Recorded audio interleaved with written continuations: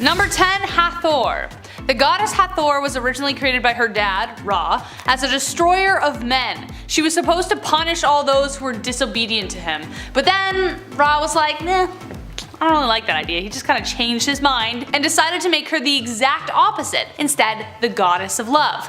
But she kind of loved killing men, and even he couldn't stop her. So one night he gave her what was supposed to be a mug of ale, but actually made it like a special kind of blood, and she got so drunk off of it that she got too tired out to kill anymore and therefore became the goddess of love.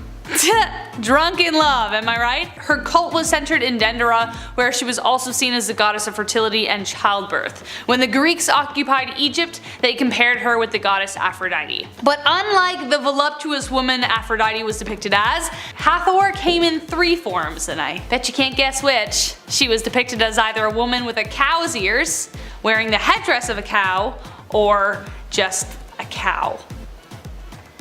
Moo. Number 9. The beginning of the world. What an inventive way to imagine the beginning of things. I mean, the Big Bang is still pretty crazy too, but hey, here we go. Freaking love how much magic is in these stories. I'm in, because that's all there was at the beginning of the universe according to the ancient Egyptians.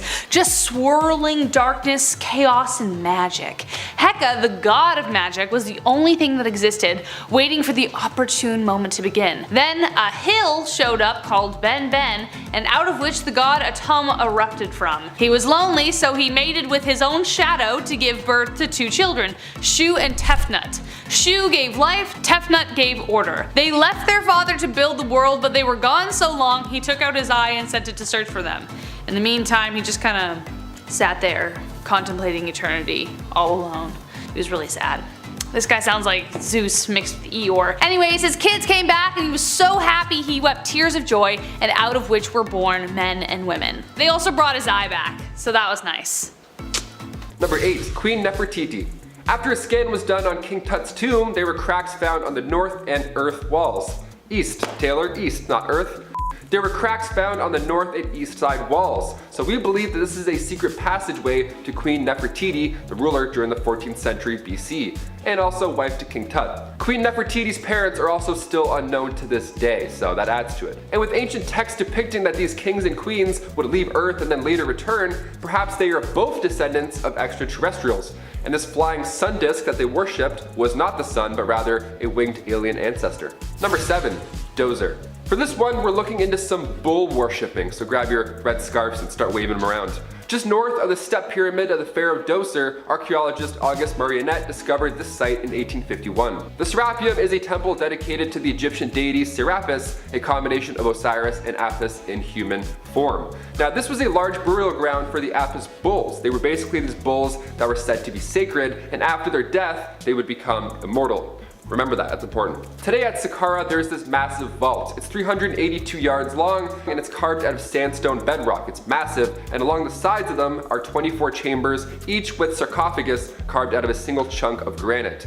Now, inside these boxes were animal remains, just bones and all. But back then, in those times, you weren't allowed to break up any bodies. That was a no-go. You had to mummify them. So how are these tombs built, first of all, so perfectly, weighing over 80 tons, and where do these bones come from? Perhaps these are the remains of the Apis bull. After all, that's the inspiration for the Minotaurs, so maybe alien ancestors looked a lot more jacked than we may think. Number 6. Djoser. For this one, we're looking into some bull worshipping. So if you're a fan of bulls, this one's perfect for you, weirdly enough.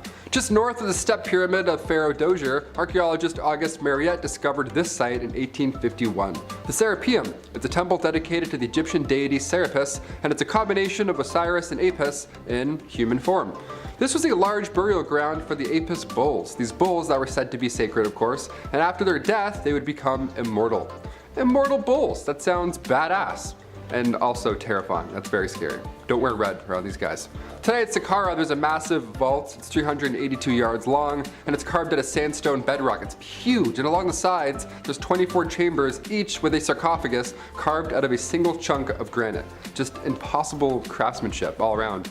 Especially at these times, like, oh my god, my wrists are tired just typing about this, let alone doing this. Inside these boxes were animal remains, bones and all that jazz, but back in those times, you weren't allowed to break up any bodies. You had to mummify them. right? Hence part 1 and where we are now. How are these tombs built so perfectly, weighing over 80 tons? And also, where do these bones come from? I have so many questions. Maybe on part 3 we'll answer them. Number 5, we love cats. I'm allergic to cats, but I still go for it. I still pet them. I risk everything just to, yes, I don't care. I ruined my entire weekend just to get my face all up in their whiskers. Nobody did it like ancient Egyptians. You've probably heard this at one point or another. They worshipped cats. They were like, you know, the legendary cats. That was their thing. I'm more of a golden retriever guy, but I get it, they're cute. They respected them, they worshipped them. Even though at the time, dogs were respected for being hunters, cats were still considered magical creatures. It's because they just stare at shit randomly. Mid-conversation, a cat will just be like, no, they're not magical, they're terrifying. They're on something. If you had a cat, you had good luck, apparently. A friend of mine has 2 fat cats. He has some pretty good luck, I think. If they're fat, they're good? When a cat passed away back in ancient Egyptian times, they too were mummified. You would think that alone was just plenty of respect, but ancient Egyptians and pharaohs, they would obviously go a step further. Hence this fun list. After their cat died, they would shave their eyebrows off and would mourn them until they grew back. That's like 3.5 months of cat depression. That's wild. I got over my childhood animal in like 6 business days. It's not a bad thing, it's just that's a long time, you know? Next time your friend tells you their cat passed away, tell them if they really love them, they would shave their eyebrows.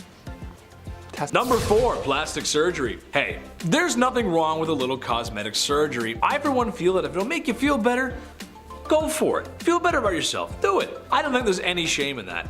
It's been around for a long time, so long that ancient Egyptians might have come up with the first nose jobs. Obviously not like the ones today, but they were knowledgeable in surgeries. After all, you open the chest cavity of a dozen kings and you jot some stuff down on some papyrus, you learn a thing or two. More interesting than shaving down your own beak, however, was their implementation of the prosthesis limbs. Yes, all the way back then. One mummy was actually found with a fake toe. When tested in the modern day with period-accurate sandals, it proved to work quite well and moved more efficiently than first thought. Again, for the time, this was pretty advanced. Number 3, the Ode of the Nile.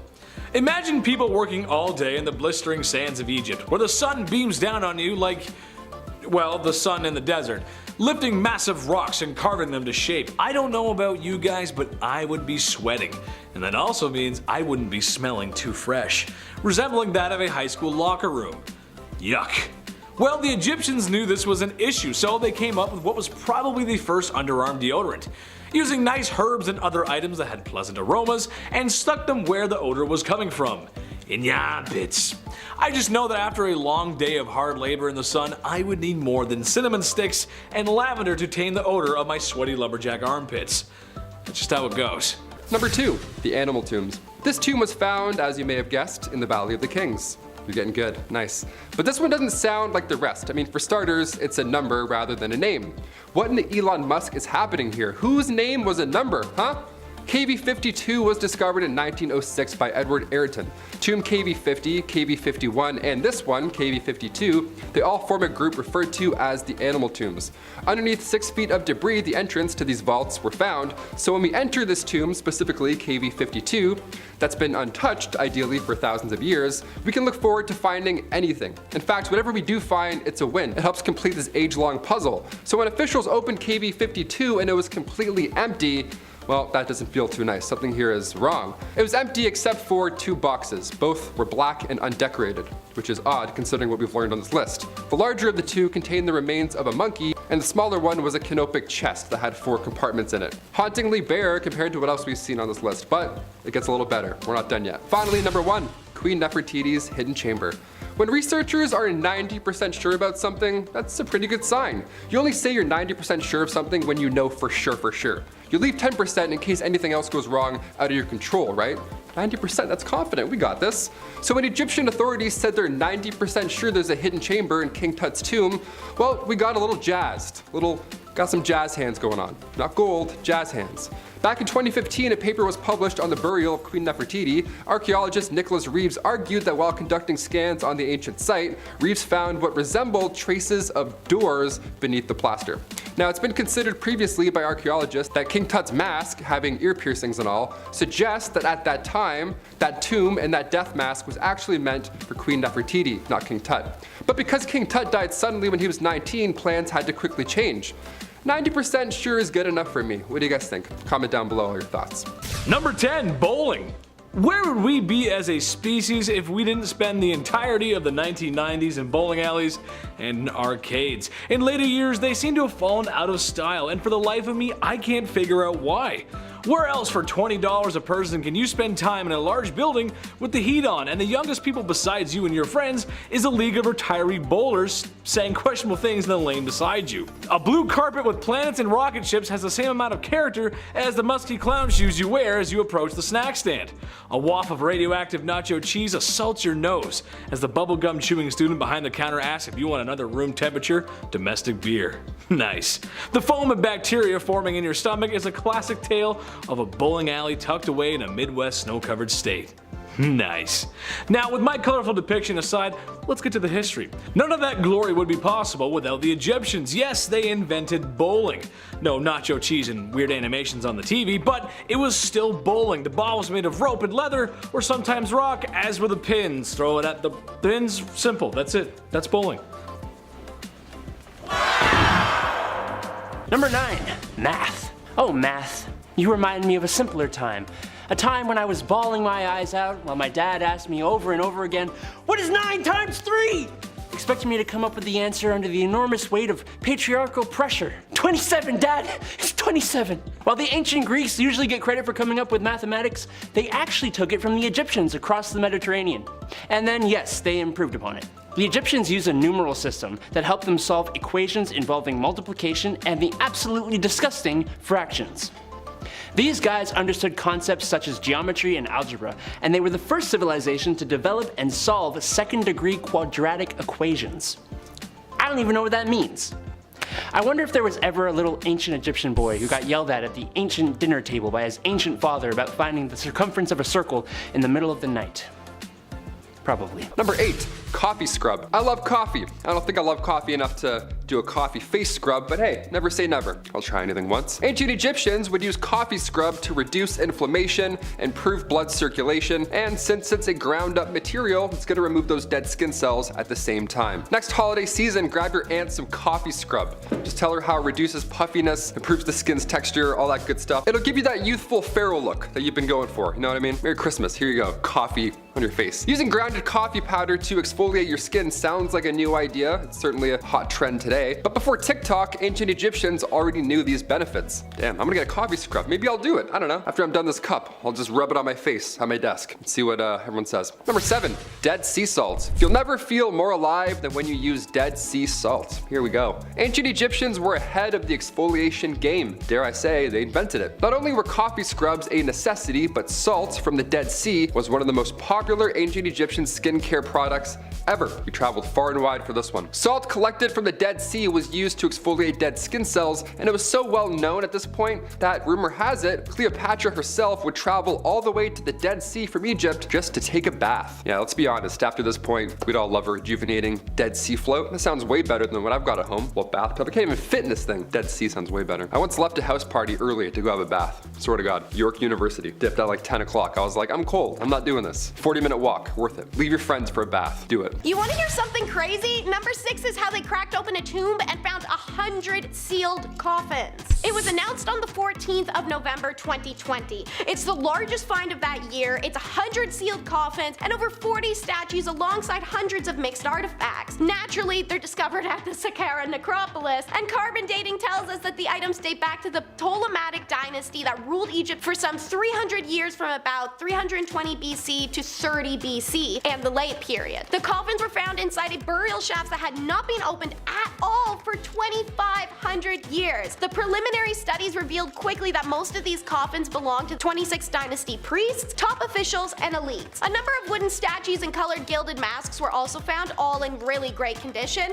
and 28 of the statuettes are Ptah Sokar, the main god of the Saqqara necropolis. But there's one very special and unusual statue in this tomb, a bronze statue of the god Nefertiti. The statue is inlaid with valuable precious stones. We're talking red agate, agate, turquoise, jade, and lapis lazuli. It is 35 centimeters tall and has the name of its owner, Badia Muniz, engraved in its base like Andy in Toy Story. I mentioned telling y'all about another keeper of the secret, so that's exactly what number 5 will be. This impressive tomb complex belonged to Keres, a priest and official who was once the most powerful in Egypt, aside from the pharaoh, of course. It was found during an excavation of an unfinished pyramid that's adjacent to 2 extensive necropolises, but the identity of the builder or even the name of the unfinished site is still unknown. On a mission to gain that information, the Czech team were working on the site for only 2 weeks when they made their remarkable and unexpected discovery. The burial complex contains a tomb but also a series of other rooms, and one held a cult chapel which serves as a magnificent example of Old Kingdom architecture. In the tomb room, however, there's a limestone coffin and a statue of Keres, which has been somewhat miraculously preserved in its original location, according to the Czech Institute of Egyptology's report. It even still had some of its original paint. So,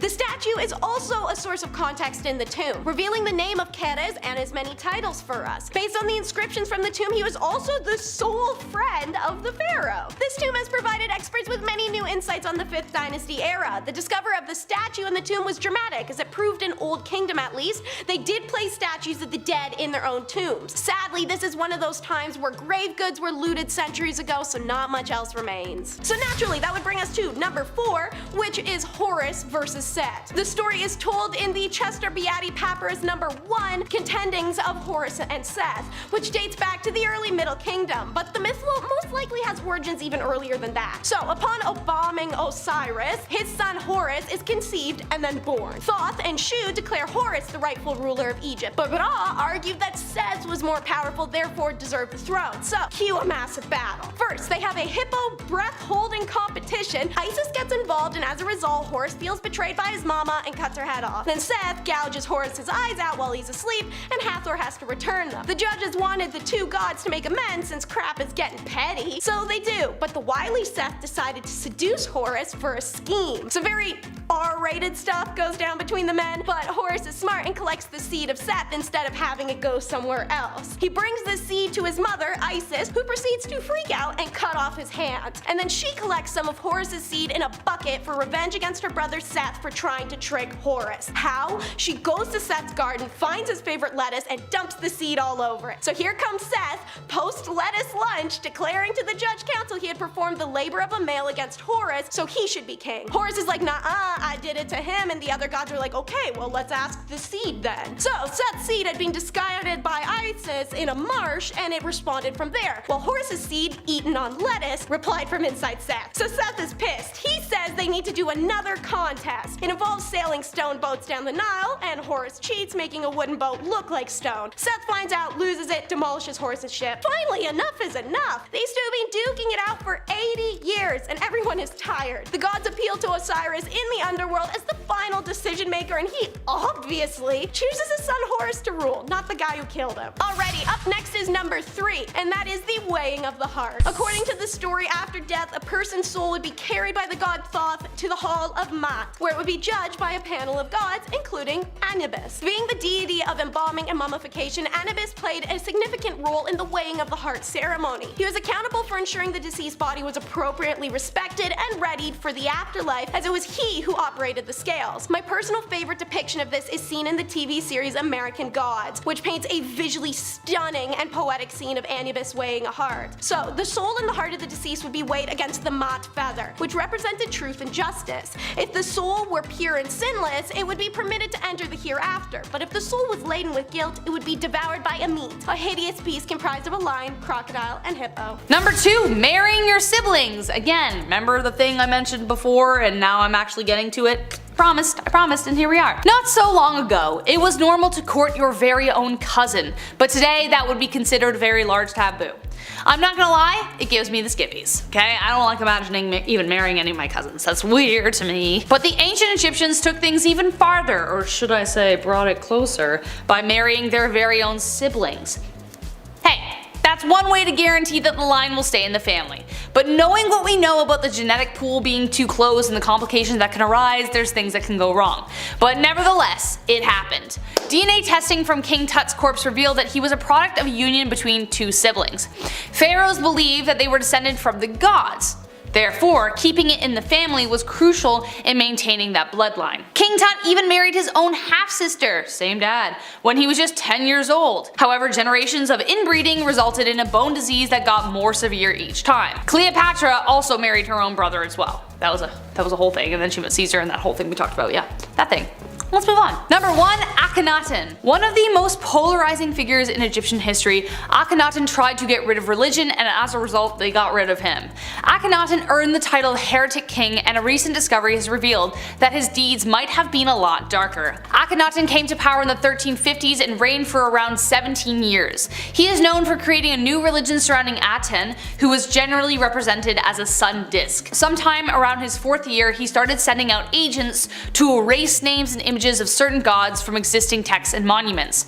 Around the 5th year, he claimed to discover the location of the new royal city and moved Egypt's capital from Thebes to Akhetaten, today known as Tel El Amarna. There, his people suffered greatly under slave labor, with bodies being uncovered younger than 20, many with bones broken, spines broken, along with evidence of severe malnutrition. When the pharaoh finally passed, his tomb remained unfinished and his name was stricken from the history books.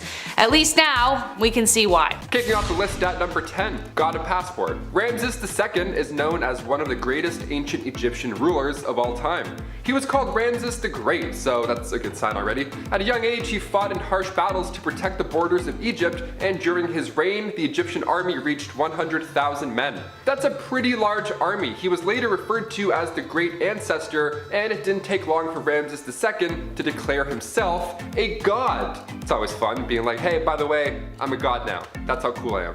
30 years into his ruling, Ramses was ritually turned into an Egyptian god. It was a formal thing, though it wasn't until 3,000 years later until Ramses would truly soar through the skies. He was buried in his treasure after 96 years of living, and in 1974 he finally started to show signs of aging. Not too bad. He went from being on display to being sent to Paris to get a glow up, to preserve the king's body even longer. Instead of being listed as luggage on the way to Paris, the pharaoh was given an official Egyptian passport for the commute. The government gave a mummy a passport. This is like the first 5 minutes of a horror film. Under occupation, it even said king. And there was even a small disclaimer noting that he was in fact still dead. You can never be too sure, Number 9. Baboon tattoos. Ancient Egyptians worshipped animals. This is common knowledge now at this point. We've heard about their love towards cats, which I'll explain later on, but what about baboons? Yeah, they were pretty important pieces to this ancient puzzle as well. Some mummies were found with tattoos of baboons on their bodies. Now, one of the most strange things that pharaohs did back in ancient Egyptian days was train baboons to make arrests. Imagine stealing a pair for your family and then 4 baboons start doing parkour chasing you down. That's so alarming. I would just throw it and be like, please stop. You're so scary and strong. They trained baboons to pick fruit, they trained them to make beer, and they also trained them to entertain. Yeah, these baboons were the life of the party. Their dance moves alone would be reason enough to tattoo one on my arm. So you know what? I get it. Get a Harambe tattoo. I'm like, I see it. I see the similarities. Number 8, Amenhotep III. Okay, on to the members of the list who we know did something significant for Egypt during their time on the earth. Amenhotep III ruled an artistically and financially successful Egypt. He had pretty stellar reviews on Google for his trade relations, which boosted up the economy of Egypt. But it was his artistic side that got him a bit more of a lasting recognition. He is the pharaoh with the most statues of himself. He created tons of monuments and a lot of stone scarabs that still hold up with tons of stories of historical events. I want some statues myself. Is that weird? Probably. Number 7. Hatshepsut. Now look, women in Egypt had high status and were respected more than in other parts of the world at the time. But a female pharaoh, while not unheard of, was unfortunately still pretty rare. Hatshepsut here was known as the most successful of those female pharaohs. Her father, King Thutmose I, wanted her to inherit the throne, and to that end, she was brought up learning how to lead. She reigned for 21 years after the death of her husband, and everything she did, from tons of construction projects to creating trade routes, went off without a single hitch. The people of Egypt lived in peace for her entire rule. Number 6 is Menkaure, the pharaoh who refused death. Even though the title of pharaoh calls them undying and the pyramids are built to take them to the afterlife, you can't blame a person for still being fearful of what happens after they close their eyes for the last time. 25th century BC pharaoh Menkaure is the poster boy for that fear. An oracle once came to him and reportedly told him he only had 6 years left to live. Menkaure was terrified and decided to do everything he could to avoid it, even fool the gods. His biggest plan revolved around the idea that as long as night never came, a new day could never start. If a new day doesn't begin, time couldn't pass, so he couldn't die, right? Right. Anyways, on this basis, for the rest of his life, he lit up all the lamps he could and convinced himself it was always daytime. He would not sleep and forced countless serfs to suffer with him this way. Every night, he stayed up drinking and celebrating the success until the day he died, because the gods will always have the last laugh. Sorostis, the genital king, is number 5. Why genital king? Well, aside from being one of the greatest military commanders in Egyptian history, he commemorated his success in a unique way by setting up a big pillar with a picture of someone's genitals on it. Male or female, he wasn't picky. He sent warships and troops to every corner of the known world and stretched his kingdom further than anyone else ever had, leaving these pillars on sites of every battleground. Aside from genitalia, the pillars were of course ingrained with how he had subdued his enemies and how certain he was that the gods were in favor of his invade everyone policy. Quite cocky of him. The genitals depicted were based off of how valiantly their opponents had fought their invasion. Male depiction indicated that they were strong and brave soldiers, but the female depiction, well, it meant the word that we are all thinking. These pillars were left all across the continent and they stood the test of time. 1500 years later, after being erected, they still stand in Syria, engraved with the genitals of failure. Number 4, Ra and his boat. Ra is one of the most revered gods in Egyptian mythology, especially since he was the god of the sun. He was depicted as a man with the head of a falcon. That kind of makes sense. He was once the greatest of all gods, but had to take a step back after he got too old and tired, and especially considering his task, I can see why. His job was to drive away darkness and sail across the skies, delivering light wherever he went. But at night, he would dive into the underworld and have to cross 12 gates.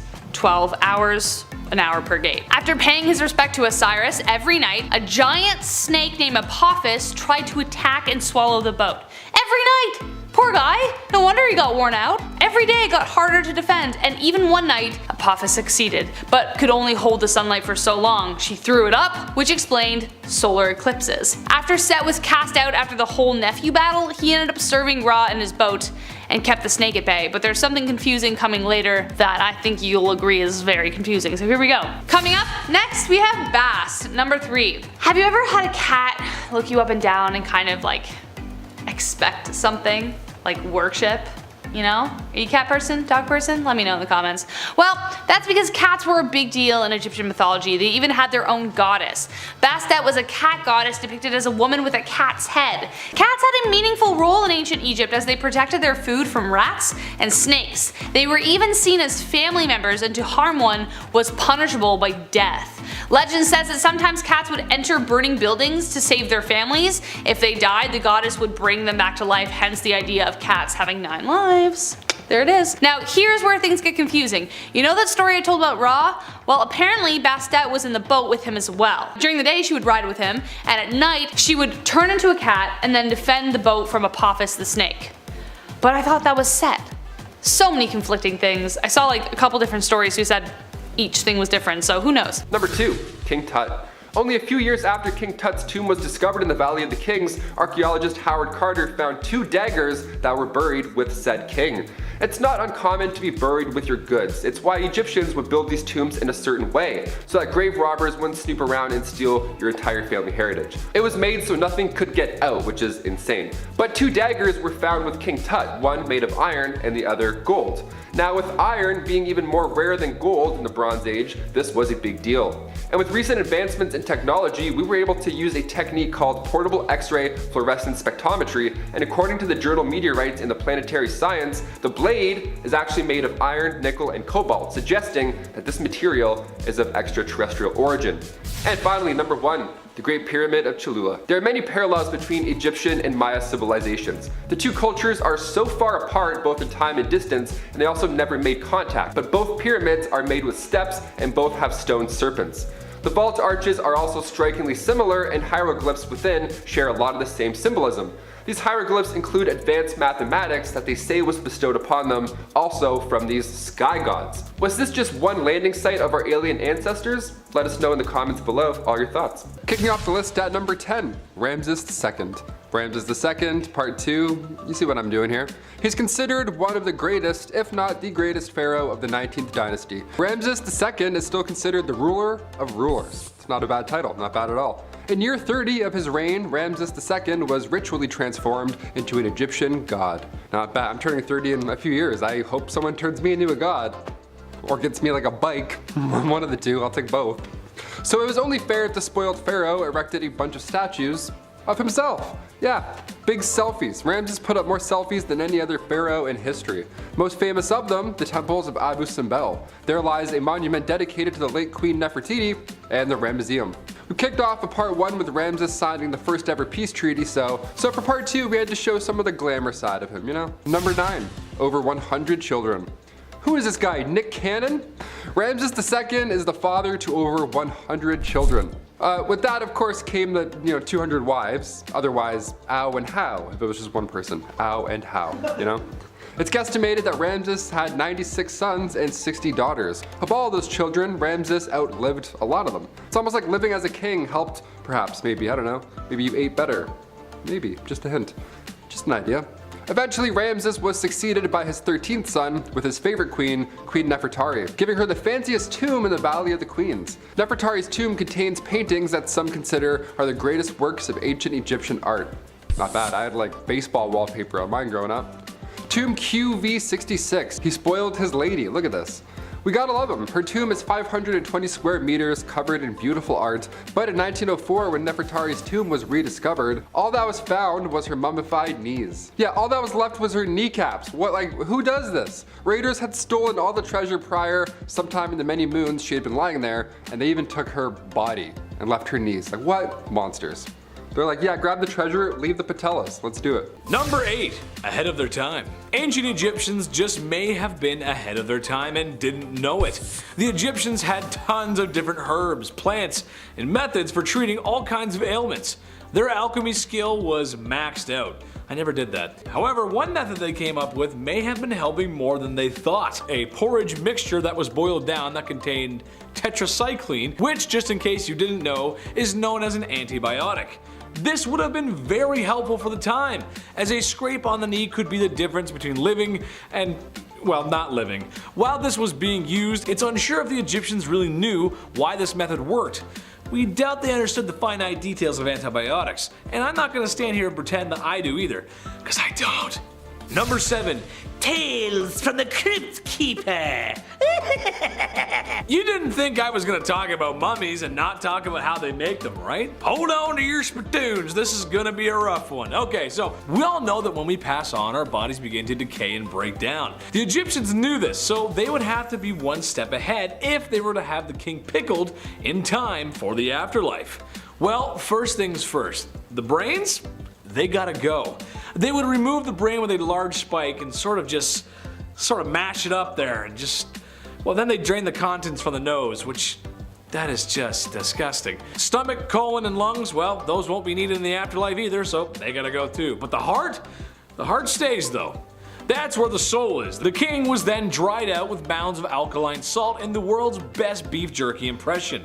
Afterwards, oils were rubbed into the skin and eventually a resin was applied to aid in the linen wrap sticking to the body, making for that distinct Tupperware brand airtight seal. The pickled king was wrapped numerous more times just to be safe, and then, if he was OG enough, placed into a sarcophagus, and if you're really cool, you'll get your own room full of gold and treasures, and your pet Whiskers, which is a cat, and be mummified because, well, you need him in the afterlife too. That is one heck of an undertaking process. And to be fair, it kinda worked, because there have been a few mummies recovered from Egypt, and they're in amazing condition, considering the age, of course. Number 6, 2020 tombs. Summer 2020, nice. While most of us was stuck inside watching Netflix, more than 100 sealed coffins were found.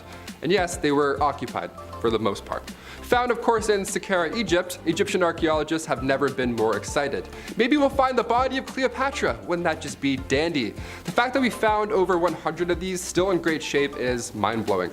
Grave robbers have been around since ancient Egyptian days, and for all of these to be untouched for this long is honestly unbelievable. These findings date back to 712 BC, which was a period where Egypt was controlled by foreign civilizations. That's what makes this so insane. Like Persians and Greeks, they were all around at this time. The idea that we're finding mummies is great and all, but again, do we need to open all of them up? Maybe there's treasure, maybe there's bodies. Either way, it's not yours. Am I insane? Maybe I'm insane.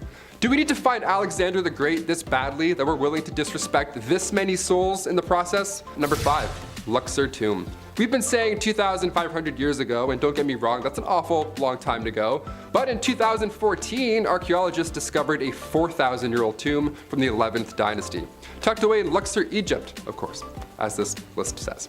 Spanish archaeologists found a tomb belonging to a leader from the 11th dynasty, and it's pretty obvious that this was somebody from the royal family or somebody who was a high-ranking official, because at the time, Luxor was the capital city of ancient Egypt, and officials also believe this tomb could have been used as a mass grave. The important thing to note here is that the tomb had also been used during the 17th dynasty because tools and utensils from that later time were also found in this grave. We're gonna find a spork in 5,000 years and be like, ah yes, ancient tools, interesting. Number 4, the calendar. No one would blame you if in the last 2 years you forgot what day it was. I know after spending a lot of time inside, I forgot what day it was, but every day is a Saturday when you eat spicy chicken wings in your tighty whities. Well, the Egyptians may have had one of the first calendars, and a gosh darn good one too. Their calendar had 12 months and over 300 days. The trouble is, after a while it kinda got a little inaccurate. They did their best to fix it. I mean, clearly if you look at the calendar, clearly it's the 5th of, well, I think that looks like 3 men walking in sand. And next month we have a special festival happening. It looks like it'll be a sunny day on the 12th of man with ball on his hat. Hieroglyphs are hard, man, I don't know. Number 3, clocks. Alright, so I'm not going to sit here and tell you the Egyptians invented the modern clock. No. But they did have to tell time, and as any dad or survival guru will tell you, the most reliable way to tell what time of the day it is would be that massive floating ball of plasma in the sky, the sun. Assuming it isn't a super cloudy day or anything. The obelisks we see in Egypt were not just fancy deco pieces. They were actually sun clocks, used to see how the sun would cast shadows throughout different times of the day. They even used it to figure out which days were longer and shorter. There was an even more interesting clock though, a water clock. It was basically a stone vessel with a tiny little hole at the bottom which allowed water to drip at a constant rate. The water marks spaced out at different levels would tell you how many hours had passed. This one's good because it worked at night and on cloudy days as well. Number 2, henna. I got henna done a few years ago and I totally blanked. I forgot that it lasted longer than like 2 days. I was like, day 4, I'm like, what's going on, man? Is this permanent? While on one hand, pun intended, it is beautiful, ancient Egyptians' use of henna went beyond style and beyond imaging oneself after the gods. See, henna also has cooling effects on the body, and ancient Egypt was quite hot. It was used by ancient Egyptians to color their hair and fingernails in shades of red and orange. Now this exact shade also provided comfort on hot days. Come back with some henna, kind of nice. It lasts longer than a few days though, just so you know if you want to get henna. It's important to know. That guy did not tell me in Greece. No, he did not. And finally, number 1, deodorant. When it comes to deodorant, today we listen to the Old Spice guy. He's always whistling about something new. But long before he was born, ancient Egyptians used ostrich eggs for deodorant. They made perfumes and oils, this is commonly known, but they were also the first to use any type of a deodorant, like underarm deodorant. It was so impressive. Ostrich eggs mixed with a little fat and tamarisk and tortoise shell and then nuts, mix them all together and bam, there you go. You're ready for date night. Just apply all of that on your body. Another method was a little more yummy than ostrich eggs and nuts. See, Egyptians would also use porridge balls. How creative is that? Flavored porridge rolled up and safely tucked in your underarm right there on your little smelly chicken wing. This morning I had some deodorant just crumble apart when I was applying it. You ever have that happen? Turns to feta cheese all of a sudden mid-application. Now my bathroom sink looks like a Greek salad. Smells great, but not practical. Might have to go back to the porridge ball method. Who knows? Maybe I have one right now. Maybe that's why I haven't moved this arm the whole time. Who knows? We're gonna start with the latest and the greatest. Number 10 is the latest Saqqara discoveries. So on January 26th of 2023, after a year-long excavation of the notorious Saqqara necropolis, 2 ancient tombs that date back to the 5th and 6th dynasty of the Old Kingdom are unveiled to the public. Zahi Hawass, who isn't my favorite person to cite, gave a statement on one of the mummies found. Kanohe Dedefe was a inspector of officials, supervisor of nobles, and a priest in the pyramid complex of Unas. Mary had many titles, one of them being the Keeper of Secrets, which is a title you'll hear again later in this video. This would also be a great time to take a second and subscribe to The Hive if you're a fan of discoveries such as these. Also found was a stone sarcophagus with a mummified man named Fatek. But the most important of the dusty corpses found was a gold leaf covered mummy. Hekashepes was found down a 15-meter burial shaft inside a large rectangular limestone sarcophagus. While other mummies have been found with this unusual coating choice, Hekashepes gets to take seniority. This mummy is the oldest complete mummy covered in gold, Hawass said in an interview, having led the excavation himself. The excavation team also found dozens of other valuable artifacts, including statues, some of which still have their original paint intact, as well as amulets, coins, earrings, rings, and tablets, all of which are currently being displayed at the Step Pyramid of Hawzer in Saqqara. Number 9 is the tomb special of collecting crocs. Archaeologists excavating the Theban necropolis in Egypt made an extraordinary but unusual discovery, which was announced on December 20th of 2022. 9 crocodile heads placed inside 2 tombs belonging to high-ranking nobles. Archaeologist Patrick Chudzik told the Newsweek that the discovery was the first of its kind, as crocodile remains have never been discovered inside the tombs of Egypt, despite usually being found inside of temples or special catacombs. Dr. Chudzik explains, in our case, things are different. Firstly, only the heads and not the entire bodies of these Nile reptiles have been deposited in these tombs where we work. Secondly, they were not mummified, only wrapped in linen. There is a significant difference in this, as no preservatives were used. Finally, the remains were found in the tombs of humans, not catacombs of sacred animals. The tombs belong to 2 top officials during the reign of the pharaoh Nehefetre Mentuhotep II. One being the Chancellor Cheti, a high official, but the occupant of the second tomb is actually still anonymous to us. Placing of the crocodile heads in the tombs, according to Dr. Chudzik, certainly was unusual, but not entirely unprecedented. He believes that earlier researchers paid scant attention to such finds that depict cultural practices but weren't treasures, stating that it's likely similar offerings had been placed in quite a few other tombs of rich individuals, but those offerings were discarded by the earlier researchers who discovered them. And since we're already talking about it, number 8 will be the serpent Apep. According to the legend, Apep was a powerful serpent deity who resided in the underworld and embodied the universe's destruction and chaos. Each night, when Ra's sun boat had to pass through the underworld before re-emerging at dawn, Apep would absolutely hound the ship in an attempt to prevent the sun from rising. Ra, the sun god and king of the gods, fought Apep every night, and the battle was always extremely intense, required all the other gods' help, and lasted the whole night. So to aid Ra in battle, the Egyptians would build wax representations of Apep and melt them in the sun. Finally, it's Beset who conquers and destroys the serpent Apep. During one of these nightly battles, Beset, being the goddess of cats, aided in Apep's defeat by utilizing her powers in a different way than she'd done before. Assuming the form of a lioness, she jumps the serpent, shredding him to pieces and scattering the bones over the underworld. From then on, Ra was tormented nightly no longer. For number 7, you're going to hear the oldest origin of Cinderella and her red slipper. Rhodopis, as she's known to modern storytellers, was a Thracian Egyptian woman slighted by fate and rewarded by royalty. First sold in Aegea, Rhodopis is passed through owners before winding up in Egypt. The Egyptian man who possesses her treats her incredibly fair. He gives her lovely homes, lavish her with other gifts, but he spent most of his time sleeping. So she's sitting on the bank of the Canopic Nile, watching robes, when a falcon suddenly snatches her sandal. Rhodopis is in awe, for she knew it was the god Horus who had taken her shoe, but wondering what the Horus appearance could mean. Unbeknownst to her, however, the falcon had taken it to Memphis and dropped the sandal in the lap of none other than the pharaoh Amasis himself. Possessed by the sandal's simplicity but beautiful red color and being an obvious sign from the god Horus, the king sent his men in all directions of the country in quest of the woman who wore it. According to Greek geographer and historian Strabo in his geography book 17.33, she was found in the city of Naucratis. Hearing the trumpets and gongs of the emperor, she had hidden in the bushes while other girls tried to force their feet into her sandal. But the emperor spots her and requests she come out and try it. Naturally, Cinderella style, it only fits her, and she pulled the matching one from her robes. The pharaoh and Rhodopis are united by the god Horus, and the servant girl becomes the next queen of Egypt, to whom Herodotus, Diodorus, and Strabo say the third pyramid of Giza was attributed to. Number 6. Cats and the Battle. Ancient Egypt would have welcomed the film adaptation of Cats, unlike the rest of the world, with open arms, and probably would have built a shrine to it. Giant human cats eating human cockroaches would be revered. Bottom line, cats in ancient Egypt were worshipped and treated like family.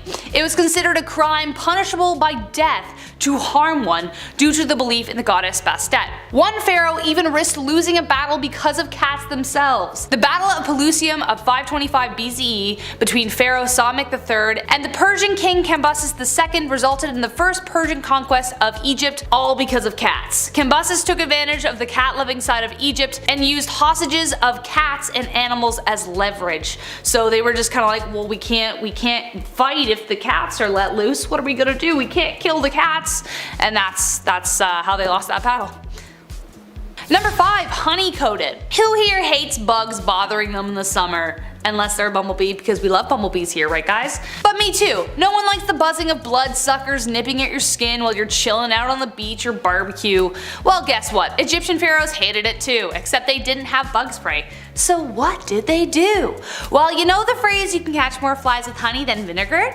Well, they took that literally. Conveniently, they had servants around them at all times, so to help with the bug problem, they covered them with honey so as to distract the bees and the bugs. So as the pharaohs lounged on the sand or wherever they were, their dutiful servants took on the job of taking on the bug bites. King Pepi, for instance, had a dedicated slave in his entourage who endured it every day, poor guy. It was so effective that he had one designated in each room.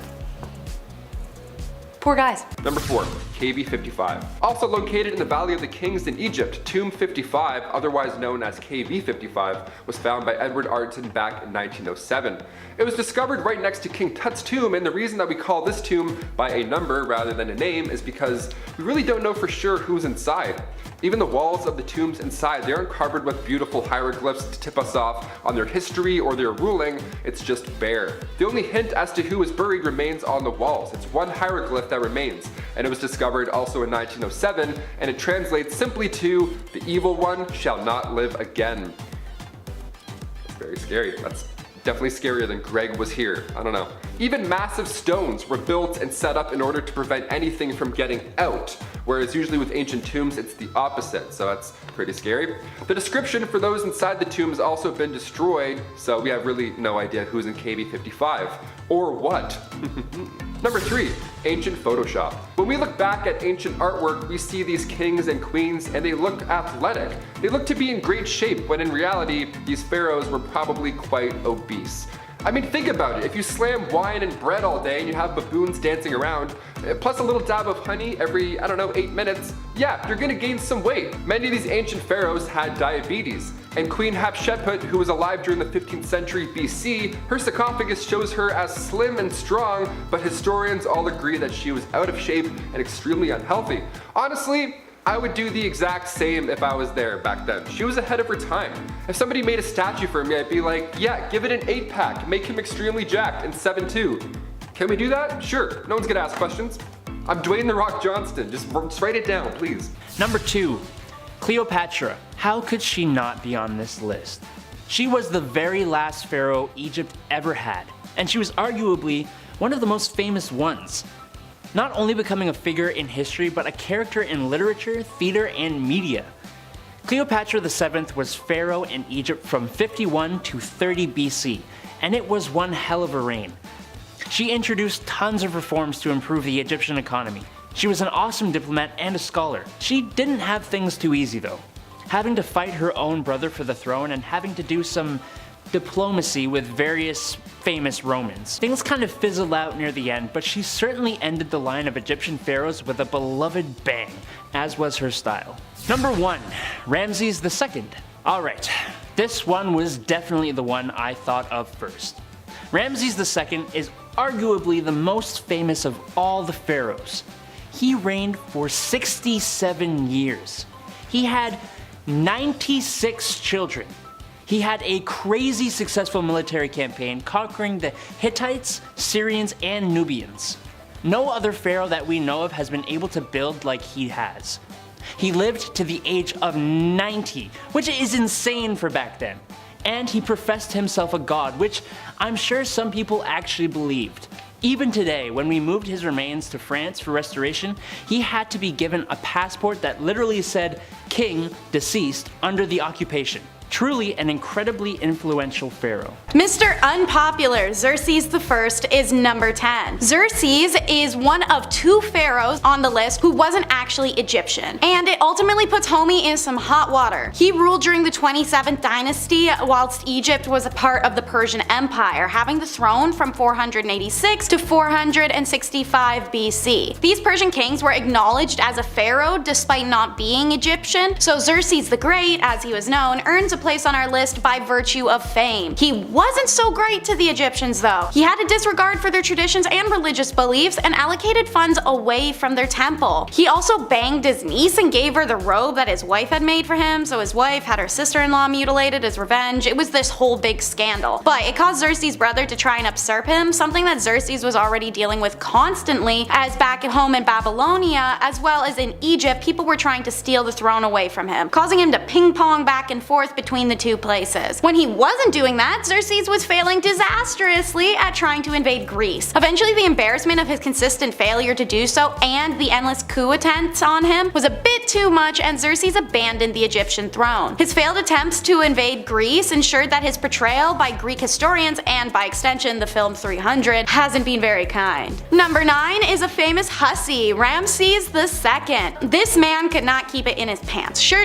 he was the greatest leader of the 19th dynasty and an amazing tactical mind and made Egypt prosperous, blah blah. He's the son of Seti I, and Ramesses went on to declare himself a god and the ruler of Egypt for 67 years before dying of natural causes at 90, which is an insane number for an era where the life expectancy was 30. But homeboy was not a modest pharaoh by any means. He was a lying, two-faced politician who based his entire campaign on a laundry list of fabrications. The extensive architectural legacy of his reign are thought to have left the throne close to bankruptcy at the time of his death. Before getting to that ripe old age, as mentioned, Ramesses spent any free time he had banging. Enough to sire between 100 to 200 children in his lifetime. He even outlived 12 of his sons. Ramses was one of the first rulers to take on the title of the Great before it was cool. All in all, he was pompous and spoiled. He left behind more statues of himself than any other person in the history of the world. He was obsessed with outshining all those who came before him, and he would tower over all those that would follow.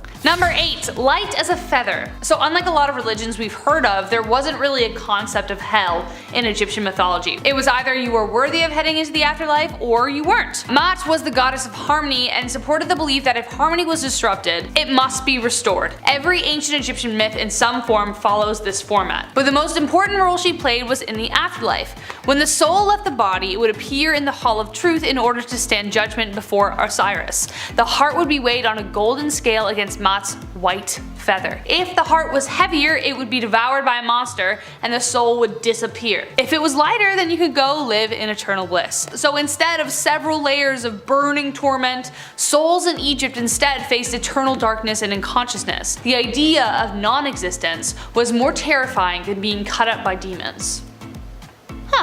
Number 7. Osiris and Isis. Okay, so we aren't strangers to deities being a fan of incest. It was kind of like how they multiplied, and ancient Greeks were okay with it, kind of, but they kind of weren't. Anyways, the Egyptian gods were no exception. Isis and Osiris were 2 of the 4 children of the goddess of Nut. Isis and Osiris were married and actually really in love. They dug each other. When Osiris rose to the throne as the eldest sibling, his brother Set was pretty jealous. So he took the life of his own brother, cut him into little pieces, and scattered them all over Egypt. He really wanted to make sure the guy was dead. But then Isis wasn't someone you wanted to mess with. She had great magical powers capable of restoring life. She collected all of the pieces of her brother/husband and breathed life back into him. Osiris returned to life and they made all the love and then soon conceived a child named Horus. However, Osiris couldn't return to the land of the living, so he had to stay and rule over the underworld. So his son Horus was left to get revenge, and we'll get to that later. Number 6. Dung beetles. This one isn't exactly a pharaoh at all, but it's too good to leave out, especially if we're talking about aliens here. It's important. Dung beetles, also known as scarabs, are the only species in the entire world that follows the Milky Way. Think about that for a second. Let's talk about it. Some animals follow the sun. You know, turtles sprint to the ocean the second they're born to avoid getting plucked up by birds. Now these insects would follow the line of the Milky Way and then roll their towards it. Literally, their poop, they would roll it towards the skies, which is insane. Symbols of these beetles are seen all over, either in hieroglyphics or even in movies. Their presence is known. Near the sacred lake at the Temple of Karnak, there's a massive scarab monument. And there's even a legend still to this day behind said statue that if you walk around it 9 times, you would find health, wealth, and love. And you'd also probably be a little bit dizzy. The scarab is there to represent the god Khepri, which at the time Egyptians believed was the sun as well. Also known as the scarab-faced god, which terrifying when you imagine that. Are these bugs just trying to get home into space to their bug alien master? Why does he need so much poop? Whatever DIY project they're working on in the Milky Way probably doesn't smell too good. Number 5. Lord Nefertiti. For this next piece of evidence, we'll be directing our focus to the land down under. Australian aliens, baby, let's do it. In the Brisbane Water National Park, to be specific. Egyptian hieroglyphs educate us on our past. There's still so much we don't know, but it's fun to find UFO-looking objects within them. It's fun to speculate, as we are right now. But when Egyptian texts appear around the world in the middle of nowhere, those UFO hieroglyphs get a bit more concerning. Like the Gosford glyphs, for example. Discovered in the 1970s at Karyong, there's around 300 engravings spread over 2 sandstone walls. The hieroglyphs are strikingly similar to that of Egypt's. There's birds, even the markings of a scarab, which are those Milky Way poop pushers that I just talked about earlier. Egyptologist Raymond Johnson believes that this is the burial site of Egyptian royal family member Lord Nefertiti, who met his fate around 2600 BC, with some panels telling the story of 2 prince brothers who came from Egypt and subsequently became shipwrecked. But other panels get into the extraterrestrial goodness. Some of these Gosford glyphs have UFO shapes, with scarabs, birds, and sun symbols popping up as well. Maybe we did have alien aid when it came to laying these royal family members to rest. Number 4. Ancient Photoshop. When we look back at ancient artwork, we see these kings and queens, well, all the pharaohs were considered kings, but it was equal at the time. And they all look athletic. They all look like these warriors, right? They look to be in great shape. When in reality, a lot of these pharaohs were probably pretty overweight or unhealthy. I mean, think about it. If you slam wine and bread all day, plus a little dab of honey every 8 minutes, you're gonna gain some weight. Yeah, that's how it goes. Many of these ancient pharaohs did have diabetes, and Queen Hatshepsut, who was alive during the 15th century BC, her sarcophagus shows her as slim and strong and all that jazz, but almost all historians agree that she was out of shape and quite unhealthy. Honestly, fair. I would do the exact same thing. She was ahead of her time. If somebody was like, hey, I'm gonna make a statue for you, what should I make it look like? I'm like, yeah, give him an 8-pack, make him jacked, I don't know. Make him look like Michael Jordan, I don't know. Number 3, gender reveal parties. Okay, we've seen all these videos online. A guy goes to swing and hit a baseball, he misses, it hits the ground. There's a big pink cloud of smoke, everyone's like, oh my god. Gender reveal parties, right? They're pretty popular. Turns out they're popular back in ancient Egyptian days, but nobody did it like them. Also, nobody started any wildfires back then when any ancient Egyptians did it, so that's nice. We should go take a note from them. Back in the day, Egyptians had a pretty interesting method for predicting the gender of a newborn. You would have to use wheat and barley seeds. You would have to pee on them, and then however it grew, that would determine the sex. I would feel bad. First of all, I'd be like, hi, we're curious, don't mind us. Just gonna pee on your crops, sir. Let us know how it grows. We're aiming towards a boy this time. We have 96 girls, so we're gonna try a couple of boys. Yeah, depending on how the crops grew, they could accurately predict the sex of the child, and it worked a lot of the time. It's pretty wild. We went from watering crops to burning them down just to find out a gender. Hashtag it's a boy. Number 2, the Egyptian Brazilian. The 70s have come and gone, and a popular trend today is to be hairless. Everywhere. Even in places where you didn't think it was possible to grow hair when you were younger. Egyptians took it upon themselves to remove all their hair. Well, at least most of it. Not because the Nile River had nice beaches, but because of lice. Oh, yuck. While not an exact cure for the itchy bugs that plague schools across America, it did seem to help. And if you've ever had lice before, you know how bad that sucks. I had them once. It was the worst. Cut my hair, shave my head. Lots of baths. It's no fun, man. Too cute for that. I don't want that. Number 1, Wario breath. Wow. Okay. It makes sense that Egyptians would come up with breath mints in mouthwash. They fed their laborers diets of foods that contained a lot of onions and garlic. Sure, I'm just like everyone else who cooks. And when the recipe asks for 1 onion, maybe I put in 2. When it asked for 2 cloves of garlic, maybe I put in 4. You gotta love that flavor. It was thought that they help fight off disease, and they were kinda right. However, after eating all that flavor, your breath would be something rancid.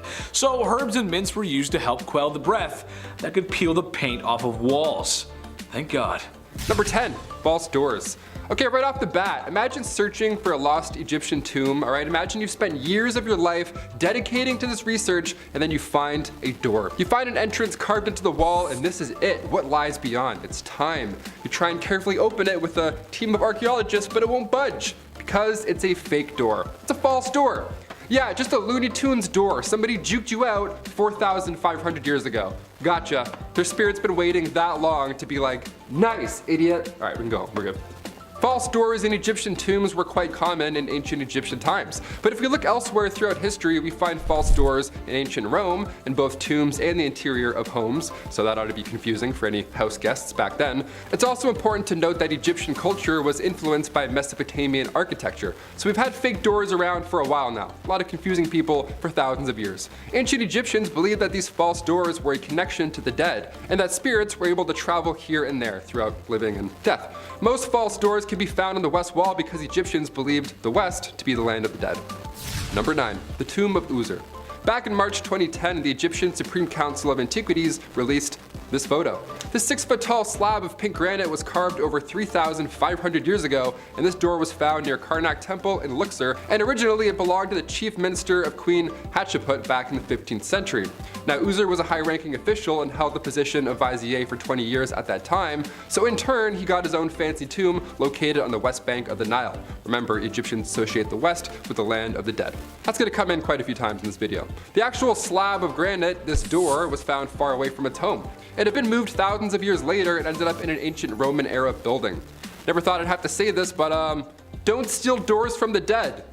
Got it? Okay, let's move on.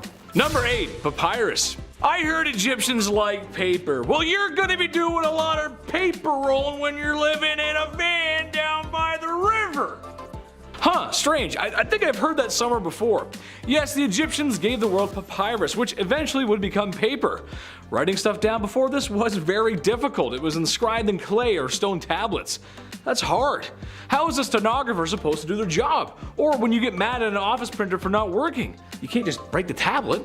We've all been there before, and if I were to make a list of the most important inventions of all time, paper would be on that list. Number 7, black ink. So you make papyrus paper, but what the heck are you gonna use to write on it?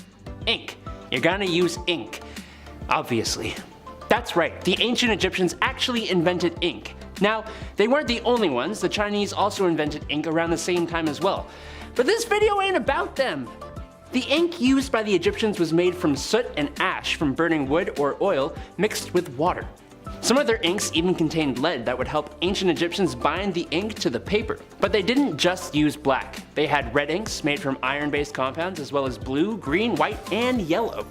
It was a colorful place, and they were likely a colorful people. Number 6, wax cones. Head cones, also known as perfume cones, were used in ancient Egypt. You've probably seen them in a thumbnail here at some point. The art depicting head cones is quite unique looking. It's like a pharaoh with a triangle on their head. You're like, what's happening there? What is this? Is it like Illuminati? What is this? Long before Pantene Pro V, when it came to head cleanliness, these triangular wax cones were here to save the day. And they looked pretty fun to use. I don't know. They would just sit on top of your head. You didn't need to mix anything with lead for 30 days or bran or anything like that. You didn't need to put any organs in jars, just a wax cone atop of your head. Easy. Back in 2019, experts found archaeological evidence that they were in fact used. So yeah, not just a glyph. Real life history. So I have to bring this up. Men and women alike would wear this cone, and your body heat would slowly melt the wax cone down and through your hair. The cone itself was made of oils, fat, resin. It would be placed on their wig or directly onto your head, and it would keep melting and refreshing all day long. It's like a little candle almost. A nice little human candle. Nice little Egyptian man candle. As fascinating as ancient Egyptian culture is, I don't think anybody misses wax cones. It's a little easier nowadays. I'm too tall too. I can't have a wax cone. Are you kidding me? It would hit this mic. No way. Number 5, fake beards. I can't grow a beard, so maybe I'll just start rocking the fake one.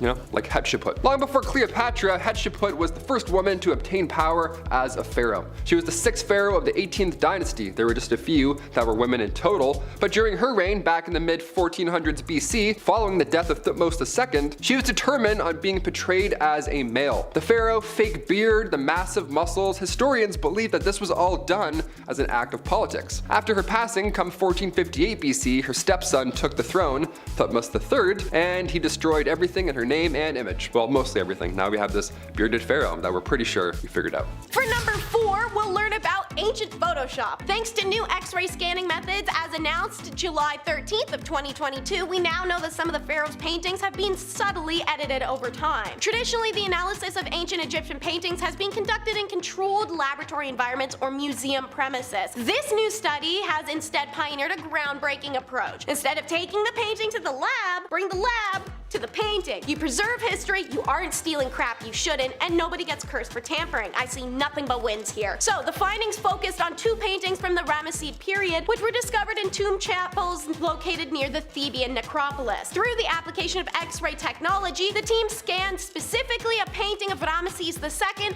unveiling hidden details imperceivable to the naked eye. Previously, scholars speculated the painting depicted the pharaoh grieving the loss of his father. However, the latest scan of the portrait challenges the interpretation, as Ramesses can be seen beneath a cult canopy before the enthroned Ptah. Additionally, there's adjustments to the crown and other royal items in the portrait of Ramesses II, and he's currently depicted wearing a Wexek collar, which was not historically used during his reign. Underneath that new layer of paint is the original painting of a Shebu collar. These modifications likely reflect shifts in the symbolic significance of these elements over time. This finding suggests that ancient Egyptians continuously adapted their artistic expressions to convey evolving cultural and religious ideologies even when pharaohs had passed. This next tomb is a bit more recent and a bit more strange. Number 3 is Pet Cemetery. May 28th of 2023 marked the completion of the 6th excavation season in the Saqqara. They had announced their latest finding, 2 humans and an animal embalming workshop, as well as 2 tombs of notable officials and their wives, all conjoined together. According to the press release from the Egyptian Ministry of Tourism and Antiquities, the structures date back to the 30th Pharaonic dynasty to the Ptolemaic period around 2400 years ago. The newest discovered animal embalming workshop was constructed with mud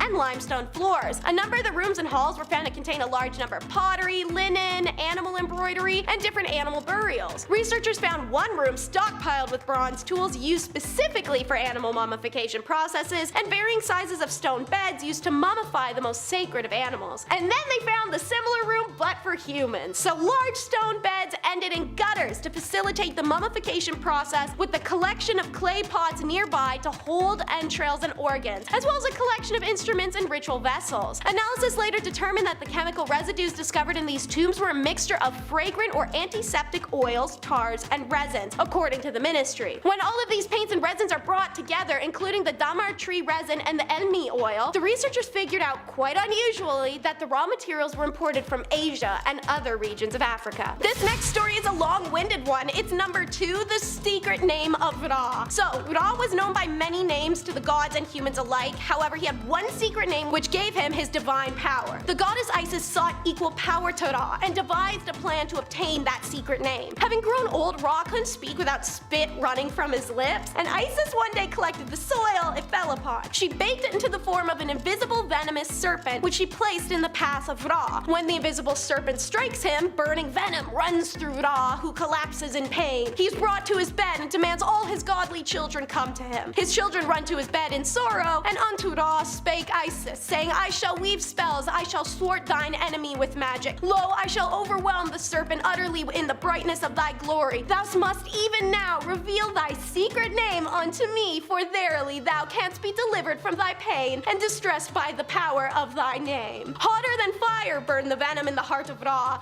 Like raging flames it consumed his flesh, and he suffered fierce agony. Isis waited and waited until Ra, desperate in pain, accedes. It is my will that Isis be given my secret name, and that it leave my heart and enter hers. When he had spoken thus, Ra vanished before the eyes of the gods. The sun boat was empty, and there was a thick darkness. Isis then received in her heart the secret name of Ra, and the mighty enchantress screamed out for the departure of Ra's venom and the relief of his agony. And so the god Ra was made whole once more. The venom departed from his body, and there was no longer pain in the heart or any sorrow. He and Isis were now equals. And we've made it to number 1, which will be the heavenly cow. Arguably one of the most famous Egyptian legends, its most preserved version is found in the tomb of Seti I. Ra was getting pretty up there in age, and mankind, his own creation, stirs up a rebellion against him because of it. Ra is deeply hurt. Mankind sought to kill him and assembled the pantheon of gods, asking their advice. Should he kill all of mankind as a punishment, or just remove himself as they request? The gods bicker a bit, but the consensus is reached. Let thine eye go forth against those who are rebels in the kingdom, and it shall destroy them utterly. When it cometh down from heaven as Hathor, no human eye can be raised against it. Upon the advice of the council of God, Ra sends his daughter Hathor, the fiery protective sun eye, to kill the rebels. The goddess rejoiced in her work and drave over the land for so many nights that she waded in blood that begins to horrify Ra. The god repents, his anger fading, and he sought to save the rest of mankind from his daughter. His messengers run to fetch barley, which is turned into beer and mixed with the already spilled blood of man. He commands the jars then be spilled at the site where the vengeful Hathor rested for the night, so that when Hathor awakens, her heart is made glad. She stooped down and in her literal bloodlust began to drink eagerly, not knowing the red fluid was not blood but beer. By the time she finished, Hathor was too drunk to pay heed to any of mankind and returned to the palace to be with family as they asked her to. Ra, however, is now far too weary to remain among men.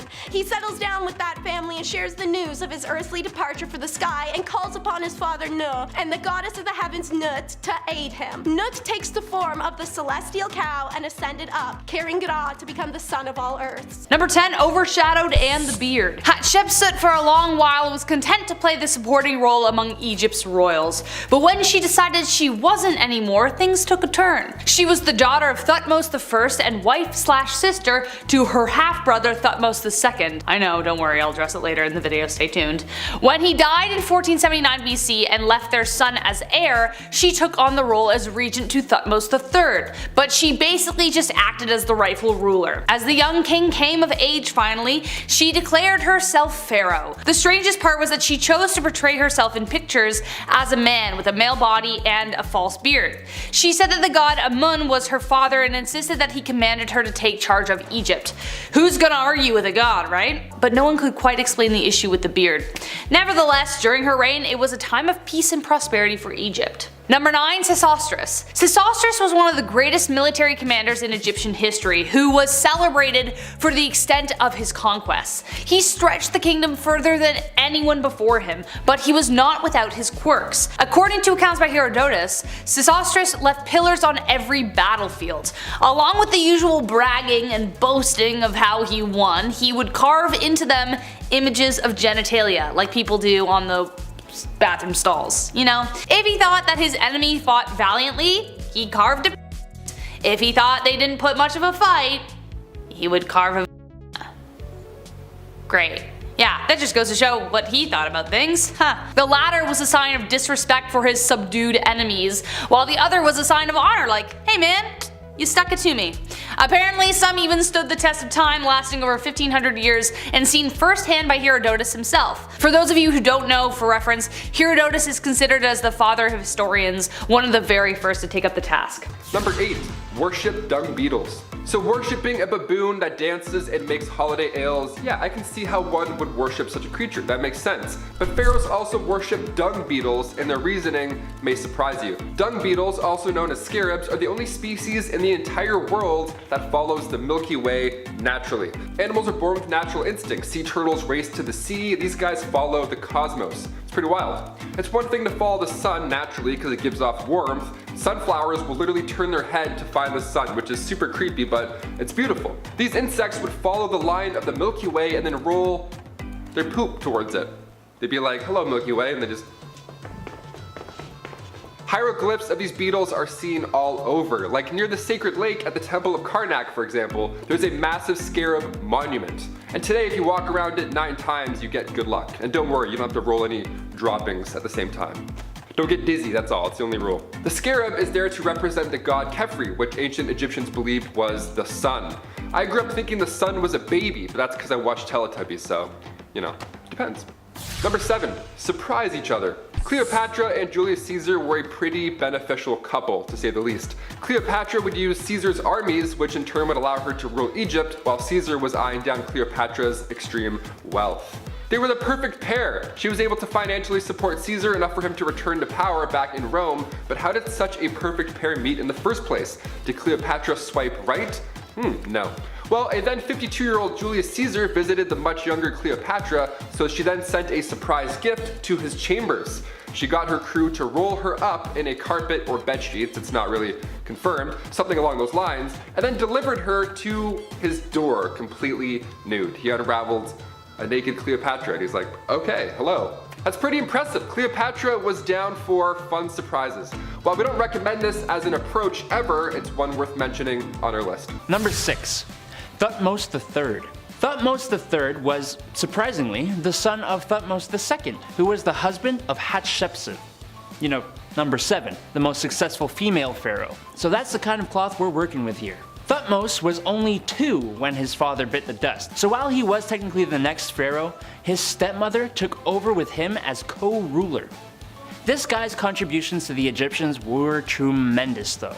He was literally called the Napoleon of Egypt, which, shouldn't Napoleon be the Thutmose III of France? Either way, Thutmose III. He helped expand Egypt like none before. He was a dope warrior and he helped in the construction of a lot of stuff. Most importantly, the Temple of Karnak. That's how you make mama proud. Number 5, Xerxes I. You've most likely heard of this guy. If not from his historically inaccurate portrayal in 300, then at least from 1 or 2 history classes. But Adam, wasn't he the Emperor of Persia? Yeah, well guess what my little bees? Egypt was part of the Persian Empire, which makes him pharaoh as well. This guy gets a pretty bad rap in history. But who wrote that history? The Greeks, who despised him for his attempted invasion of Greece. Oh, I'm not saying he was great or anything. In fact, he had a bit of a disregard for the traditions of the Egyptians and their way of life. But you cannot tell me that he was not significant in history. Xerxes the Great makes this list for his infamy more than anything else. Look up the word spoil and you'll see number 4 is Pepe II. He was the longest ruling Egyptian monarch, surviving 94 years on the throne. The first half of this rule he brought prosperity and grandeur to Egypt. Second half, nowhere close. In fact, it's the mark of the sharp decline of the old kingdom of Egypt, as economic disarray was due to him virtually having no oversight. Pepe was made pharaoh in his early teen years, so naturally he got the spoiled brat treatment from mommy. A great example is shortly after being crowned, an explorer sent to trade and collect ivory, ebony, and other precious items had written him a letter reporting that he had met a dancing pygmy. Why? This is the greatest thing Pepe had ever heard! He had to see it for himself. So he demanded its transport back immediately and to abandon all precious materials they'd gathered in return for a high reward. Well, he got his dancing pygmy, and he got pretty much everything he's ever asked for. He learned to accept that he was more important than other people. By the time he'd grown up, he was so corrupt that he made his serfs strip naked, cover themselves in honey, and follow him around just to keep the flies away. Number 3 is the klepto gaslighting Amasis. He's remembered as a total prick. Amasis actually made his way onto the throne after the current pharaoh had sent him to calm down a rebellion, but when he got there he realized the rebels had a pretty good chance of winning, so he decided to lead them instead. Amasis decided the best way to tell the king about his change of sides and a declaration of war was by lifting his leg, farting, and telling the messenger to take that back to the king. He was a rampant alcoholic as well as a kleptomaniac. Apparently he would steal his friends' stuff, put it in his own temples, and then try to convince them that they had never owned it in the first place. However, amongst all his bratty behavior, Amasis brought some major reform to oracles. One example actually comes from when he was a poor thief on the street. When he had been caught stealing, he'd been sent to stand in front of oracles who were supposedly be able to divine tell whether he was innocent or guilty. Well, once he was king, he remembered which oracles had pronounced him innocent of the crimes he had committed, and had them punished for fraud. Because if they'd actually been able to speak to the gods, they would have known he was always guilty. Number 2, Jeb and Nut. Yet another sibling partnership, we have Jeb and Nut. They fell deeply in love and could never be separated. They were that couple who would like constantly be like, oh my god, stop, right next to each other at dinner, you know what I mean? Jeb was the god of the earth and Nut was the god of the sky. A previously mentioned god, Atum, found their union inappropriate, so he pushed Nut into the sky far away from Jeb. He just didn't like being a third wheel. Jeb and Nut were close enough to see each other, but could never hold each other again. And she gave birth to Osiris, Isis, Set, and Nephthys. Some say Horus too, but I don't think that's true. Number 1, the treasure thief. Okay, I don't know how I feel about this story, okay? This doesn't really feel like harmony is in balance, but anyways. The treasure thief ends in a way I really didn't expect and I'm not sure you will either. Long ago, a great pharaoh with a wealth of riches decided to build a pyramid in which to keep them safe. One of the builders was wise to his plan and decided to find a way to claim them for himself. He built a stone vault with a hidden entrance covered by a slab so he could get to the riches. But unfortunately, he fell ill before he could return, so he told his sons of his plan. The sons headed to the pyramid in the dead of night, following their father's order. But, unbeknownst to them, the pharaoh had laid booby traps and one brother was caught in one. Not wanting to be found or interrogated, revealing his other brother, he told his brother to chop his head off. Ugh, that he did. Loyalty? I don't know. The pharaoh, upon finding the body, hung it up in the town square in the hopes of like weeding out whoever's it belonged to. But the other brother, being so clever, got the guards drunk and stole back his brother's body in the dead of night. The pharaoh was like, I'm not even mad, I'm just impressed. He gave the thief a pardon, summoned him to the square, and gave his daughter to marry him. Yeah, dude, you tried to steal my jewels? Don't worry about it. Have my daughter, because you're so talented at your job. Great work. Kicking off the list at number 10, KV 55. Located in the Valley of the Kings in Egypt, Tomb 55, otherwise known as KV 55, was found by Edward Arden back in 1907. It was discovered right next to King Tut's tomb, and the reason we call this tomb by a number rather than name is because we really don't know who was inside it yet. Even the walls outside of the tomb, they aren't covered with any hieroglyphs to tip us off or give us any hints. It's just bare, which is kind of eerie. As you walk down the 20 steps towards KV 55, you'll notice markings on the entrance, markings that show that the entrance was widened since it was first cut, along with its ceilings being raised higher. So whatever was in there needed the room. The only hint as to who was buried remains on the walls. One hieroglyph remains and it was discovered in 1907 and it translates to the evil one that shall not live again. Even these massive stones were built in order to prevent anything from getting out. See, usually with these ancient tombs, it's the opposite. The description for who's inside the tomb had also been destroyed. So we have no idea who or what is in KV 55. Number 9, King Teti. The Pyramid of Teti was built for the first ruler of the 6th dynasty, and while it's not flashy or massive as these other pyramids, the insides contain the oldest writing in the religious world. Pretty insane. Now these texts go back to 2400 BC, way back when we used, BBM. The pyramid texts were specifically written so that this King Teti could ascend to the heavens after his death. There are spells and incantations meant to free the king's soul and arrive in the cosmos. More specifically, for Teti to become a star in the sky and then join Osiris and Orion in the God Squad. There's even instructions on how to preserve the body and travel to said heavens. World's oldest instruction manual for the win. Number 8, Ready to Strike. Pharaohs may have looked beautiful living in after death, but they meant business, okay? They were protective of their land, their family, their many lovers and children. The symbol often worn by pharaohs were symbols of power, a Nemes crown. This crown was a striped headcloth and the back of their head was covered with an aureus symbol, aka an upside down cobra. The cobra symbol represents that the pharaoh is always ready and willing to attack their enemies. Attack them with venom. It's a pretty cool symbol. Mine just says DC Etnies shoes. I'm like, this says fight me if anything. DC skate shop on my back. I'm like, yeah, you can just attack me, that's cool. Number 7, King Teti. The Pyramid of Teti was built for the first ruler of the 6th dynasty. While it's not as flashy or massive as other pyramids, inside it contains the oldest writing ever in the religious world, that is. Inside it contains the pyramid texts, these legendary texts. They go all the way back to 2400 BC. The pyramid texts were specifically written so that this king, King Teti, could ascend to the heavens after his death. This isn't bizarre behavior by any means, but King Teti, he was specific. He wanted to be a star, like a literal star. There are spells and incantations that are in this tomb meant to free the king's soul as he arrives in the cosmos. More specifically for Teti to become a star in the sky and join Osiris and Orion in the #God Squad. There's even instructions on how to preserve the body and travel to these heavens. It's one thing to be buried with your gold, then you can live another life, but to become a star, I need to expand my dreams. My gosh. King Teddy was onto something here. When I go, in my will, I'm gonna be like, can I become a star? Is that possible? Can I just throw me up into the heavens? Can I do that? Or bury me, that's cool. Bury me in Ajax, that works. Number 6, a little off the top. Okay, without the comment section oversharing here, some people have had circumcisions and some haven't. It's a part of life, okay? Just that's how it goes. Debatable to some, but it happens. This was a common practice in ancient Egypt, claimed to be for hygiene reasons. However, there's something a little bit different about their process. See, today it happens when you're a baby. A strange man comes in the room, and he cuts what he has to cut. L'chaim, it's done. There it is. That's it. It's over. Egyptians waited a little longer, however, closer to the age of 12 or 13. Can you imagine just chilling in the field one day, and then some strange dude grabs you and slaps you down on the table and makes a withdrawal from you to meat and veg? I talked to the chief today, and he just said that's not it. Don't do that. Number 5, bloodletting.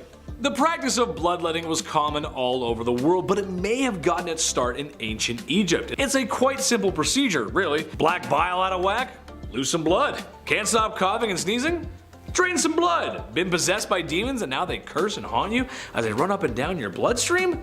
Drain some blood. The question is, however, was this really helping? The short answer, no.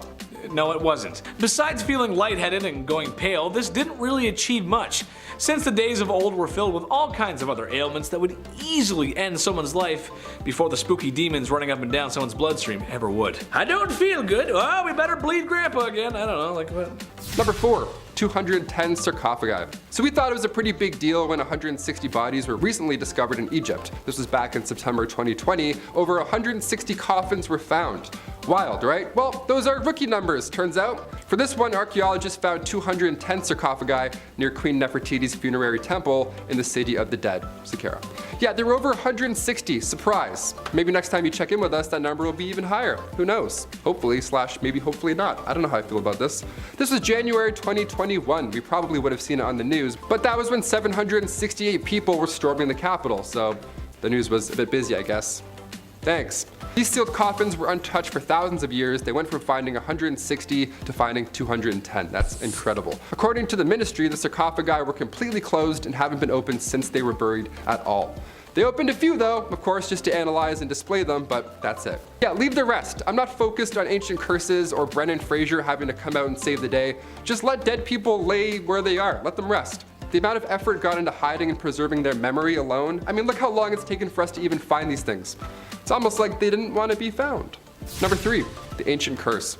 The walls of some of these tombs have warnings from the gods, which is a lot. One of them warning trespassers that the gods will wring their neck like that of a goose. Also, if I walked into somebody's property now and it said trespassers' necks will be wrung out like a goose, I would turn back. I wouldn't want to investigate further. I would just walk away. You don't need to be an ancient god to get that message across, you know what I mean? But inside the found tomb of the vizier Ankhemoor, a pharaoh's official from 4,000 years ago, a curse was written. Buried in a mastaba, an above-ground massive tomb, was this warning. Might do against this, my tomb, the same shall be done to your property. It also warns of the vizier's knowledge of secret spells and magic, and threatens to fill impure intruders with a fear of seeing a ghost. Yeah, there's that, or beware of dog. I don't know, you can pick which is more impactful on your property, sure. Number 2, mummification. Welcome back to the land of the living, my friend. You've been gone for quite some time. Oh. Yes, the process of mummification, probably the #1 thing ancient Egypt is known for, maybe besides the pyramids. While not the only civilization of the past to practice this, they kinda ran the show here. Basically, the pharaoh's corpse has to stay fresh so their soul can make it into the afterlife. The heart stays, but everything else is like a furniture after a bad divorce. It must go. The brain was stirred up like a family reunion square dance and drained like last night's punch bowl. But wait, horror fans, there's more. Lungs, liver, bladder, intestines, stomach, kidney, and basically anything you can scoop out with your favorite ice cream scoop is going. But don't toss them out though. Some of these organs were preserved in jars. Makes nice decorations beside the piles of gold found in the tombs. Yes, my liver jars. Oh, yes. Number 1, cosmetic makeup. The ancient Egyptians created makeup as far back as 4000 BC. That's a long time ago. And that's how long we've been obsessed with our looks. Yikes. Their makeup actually served more of a purpose than just looking good though.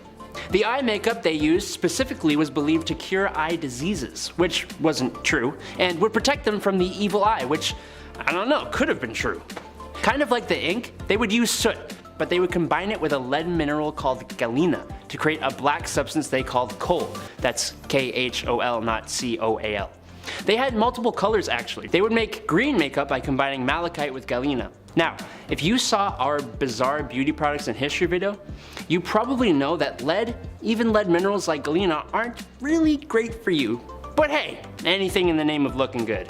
Kicking off our list at number 10, ancient Egyptian eyeliner. Whenever you see hieroglyphics or any art depicting the great pharaohs, they're usually rocking some impressive eyeliner. They look great, right? Like a 90s pop star, they look awesome. Ancient Egyptians were the OG eyeliner users. They made their own eyeliner from lead salts. And no, before you think about getting creative, do not try this at home. This wasn't an ideal process. See, for starters, these salts were quite high in lead concentration. So, in order to avoid that mess, ancient Egyptians first had to process and then filter that lead salt for up to 30 days in order to get the lead levels low enough to even be applied. So you had to plan accordingly. You're like, oh, I have a pharaoh date in 30 days? Perfect, we'll start now. It was a hazard if done incorrectly. Not only was this ancient beauty practice, well, beautiful to look at, but Egyptians also needed eyeliner to protect against sun damage, as well as fight off any infections. Yeah, we don't encourage rubbing lead on your eyes today. We have a few different methods on, how to look good.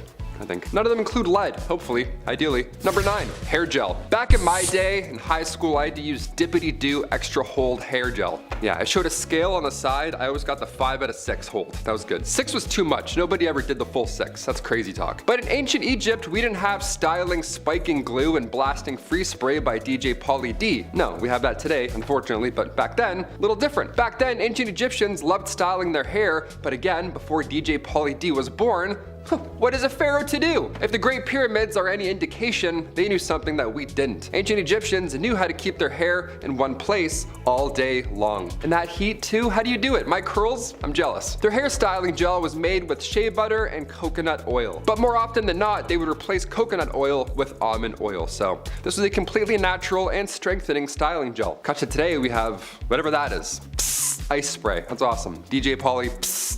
No. Number 8 is about the Ramesses Cemetery. So in April of 2023, the joint Dutch-Italian archaeological mission of the Saqqara archaeological site discovered the tomb of a person called Banhishia from the Ramesside period, the chief servant of the tomb of Aten. Alongside his tomb was the discovery of 4 small chapels, reinforcing the previous theories that suggest the reuse of the space between the tombs of the 18th dynasty in later eras and the constructions of tombs and chapels in that area during the Ramesside period of Egypt. The cemetery is a self-contained temple, having its own entrance and inner courtyard, as well as an underground burial chamber. Oddly, 2 out of those 4 chapels I mentioned were in dedication of a person that they don't recognize called Yo-Yo. Endless inscriptions and scenes on the walls are distinguished by their accuracy and quality of detail. One in particular shows a scene of funerary procession of Yo-Yo and the process of reviving his mummy again in the hereafter to live in the afterlife as a god, in addition to a scene depicting the cow goddess Hathor and a boat of the god Sekhera, the god of the underworld. Inside the tomb, the mission found a stela picturing of Banhasi and his wife Baya, the singer of Amun, before a table of sacrifice and several drawings of priests and animals. While some have warriors, others have the terracotta inscriptions, which is number 7. The Egyptian Ministry of Tourism and Antiquities announced another discovery in Saqqara, March 17th, 2022. As the title of the video reveals, it's very obviously tombs, specifically 5 of them. All burials date to either Old Kingdom or the first transition/intermediate period, roughly 4,700 to 4,000 years ago. All belong to top officials and dignitaries from respective time periods and are in good state of preservation. Iri, one of the top nobles of the court, had a well-defined pathway leading to his burial room, with the walls adorned with engraved pictures of many funeral scenes painted in bright terracotta terracotta and sandstone. Artistically, the colors of the paintings are considered royal colors by officials. Grave number 2 belonged to the wife of a man named Yart. Meanwhile, grave number 3 belonged to a person named Bobby Farahafe, who used to occupy several important court positions, namely supervisor of the Great House, the chanting priest, and the cleaner of the house. The 5th cemetery is a man called Hanu, who had many titles, such as the mayor, and the 6th grave, however, is the most interesting of them as it has the archaeologist a little giddy. A woman called Betty, who is responsible for the king's makeup, appearance, and dressing, and was buried with tons of her cosmetic tools. Allegedly, she is also a priestess of Hathor, who's the goddess of love, beauty, music, fertility, and pleasure. For number 6, we're getting another Grecian-influenced myth, that of Oedipus and the Sphinx. So, the legend of the Sphinx is a famous Egyptian myth about a creature with the head of a human woman and the body of a lion. Sometimes the Sphinx is also depicted to have wings, but that's more of a Greco-Roman component. According to the story, the Sphinx was said to have been sent by the sun god Ra to guard the entrance of the city of Thebes. The Sphinx, naturally, as you may know, guarded Thebes not only with its might, but with its mind, presenting a riddle for all those who approached it. And to anyone who could not answer the riddle, they would be killed. What was the riddle? What walks on 4 legs in the morning, 2 legs in the afternoon, and 3 legs in the evening? If you don't know the answer yet, I actually encourage you to pause the video and try some guesses before we continue. Let's see if the Sphinx would give you the slice and dice. Okay, so the answer is, drumroll please, a human who crawls on all 4s as a baby, walks on 2 legs as an adult, and uses a cane in old age. Tricky, right? So the myth goes that a young prince named Oedipus, yes, the one who marries and does stuff with his mom, came upon the Sphinx while traveling, and he asked the riddle. Oedipus was the first person to be able to answer correctly, which angered and confused the crap out of the Sphinx, causing it to take its own life in a panic. However, some versions of the myth, the Sphinx was said to have been turned to stone by the gods. Now segueing back into the gods, number 5 will be about Osiris and Isis. Egyptian ruler god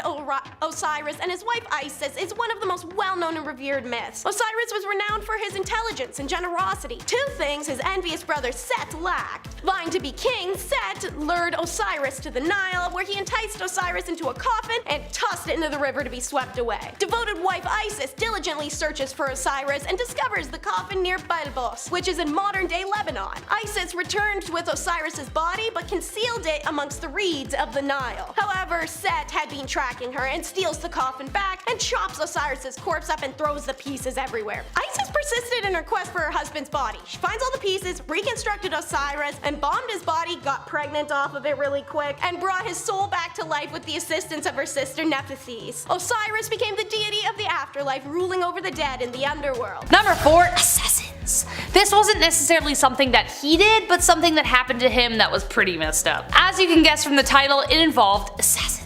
Ramses III had a lot on his plate during his reign. There were this group of seafarers trying to destroy everyone, the tomb builders did their first labor strike over wage delays, I get you, the economy was deteriorating, weather was devastating food production, things were corrupt as hell, and on top of all this, his secondary wife Ta hated his guts. She, along with a dozen members of his harem, the head of the treasury, a military captain, a butler, the butler did it, and the chief royal chamberlain, hatched an assassination plot. In 2012, researchers used a high-powered CT scanner on Ramses' mummy and saw a massive throat gash covered by an amulet said to have healing powers.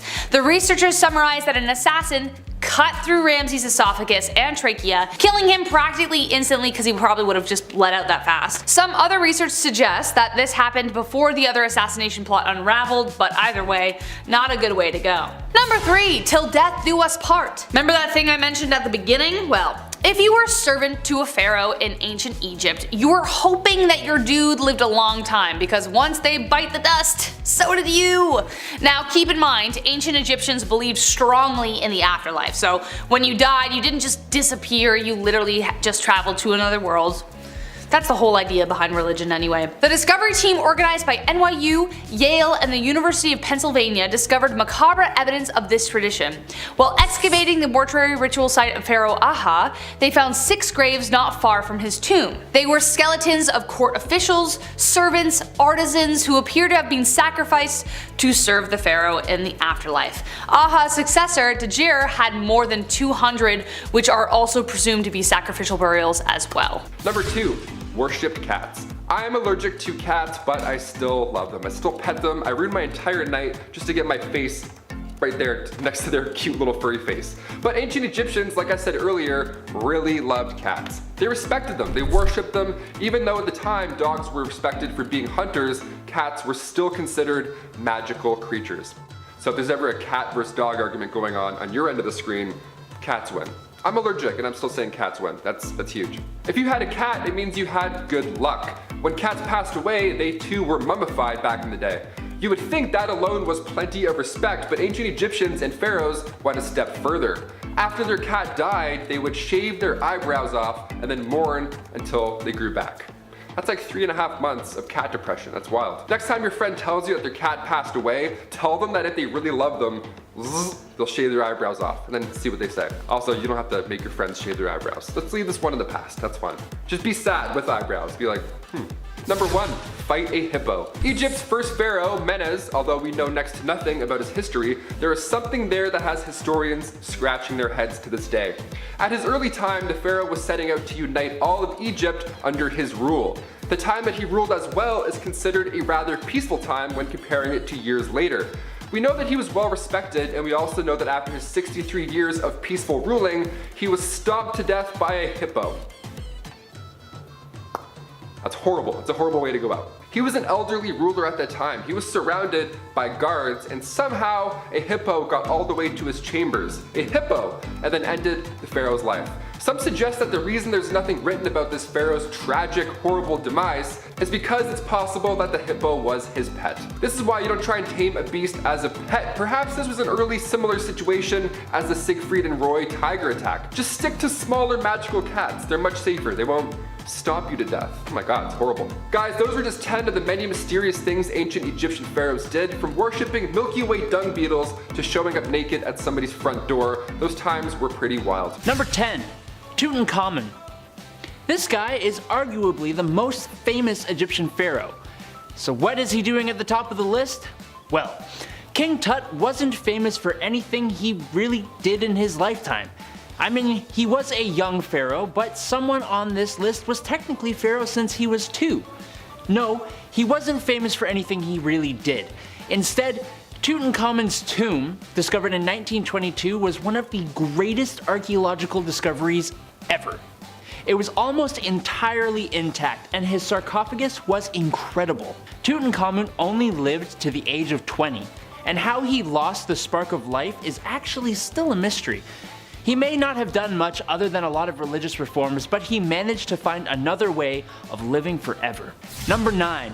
Djoser. So, with King Tut, he didn't really do much in his short lifetime. With Djoser, we actually don't really know a lot of what he did. Also, like Tutankhamun, it was what he did for and after his departure from life that made him famous. Djoser was responsible for the construction of the limestone step pyramid at Saqqara, the first of its kind. It was a huge architectural achievement. A building that stays structurally sound no matter how big it gets?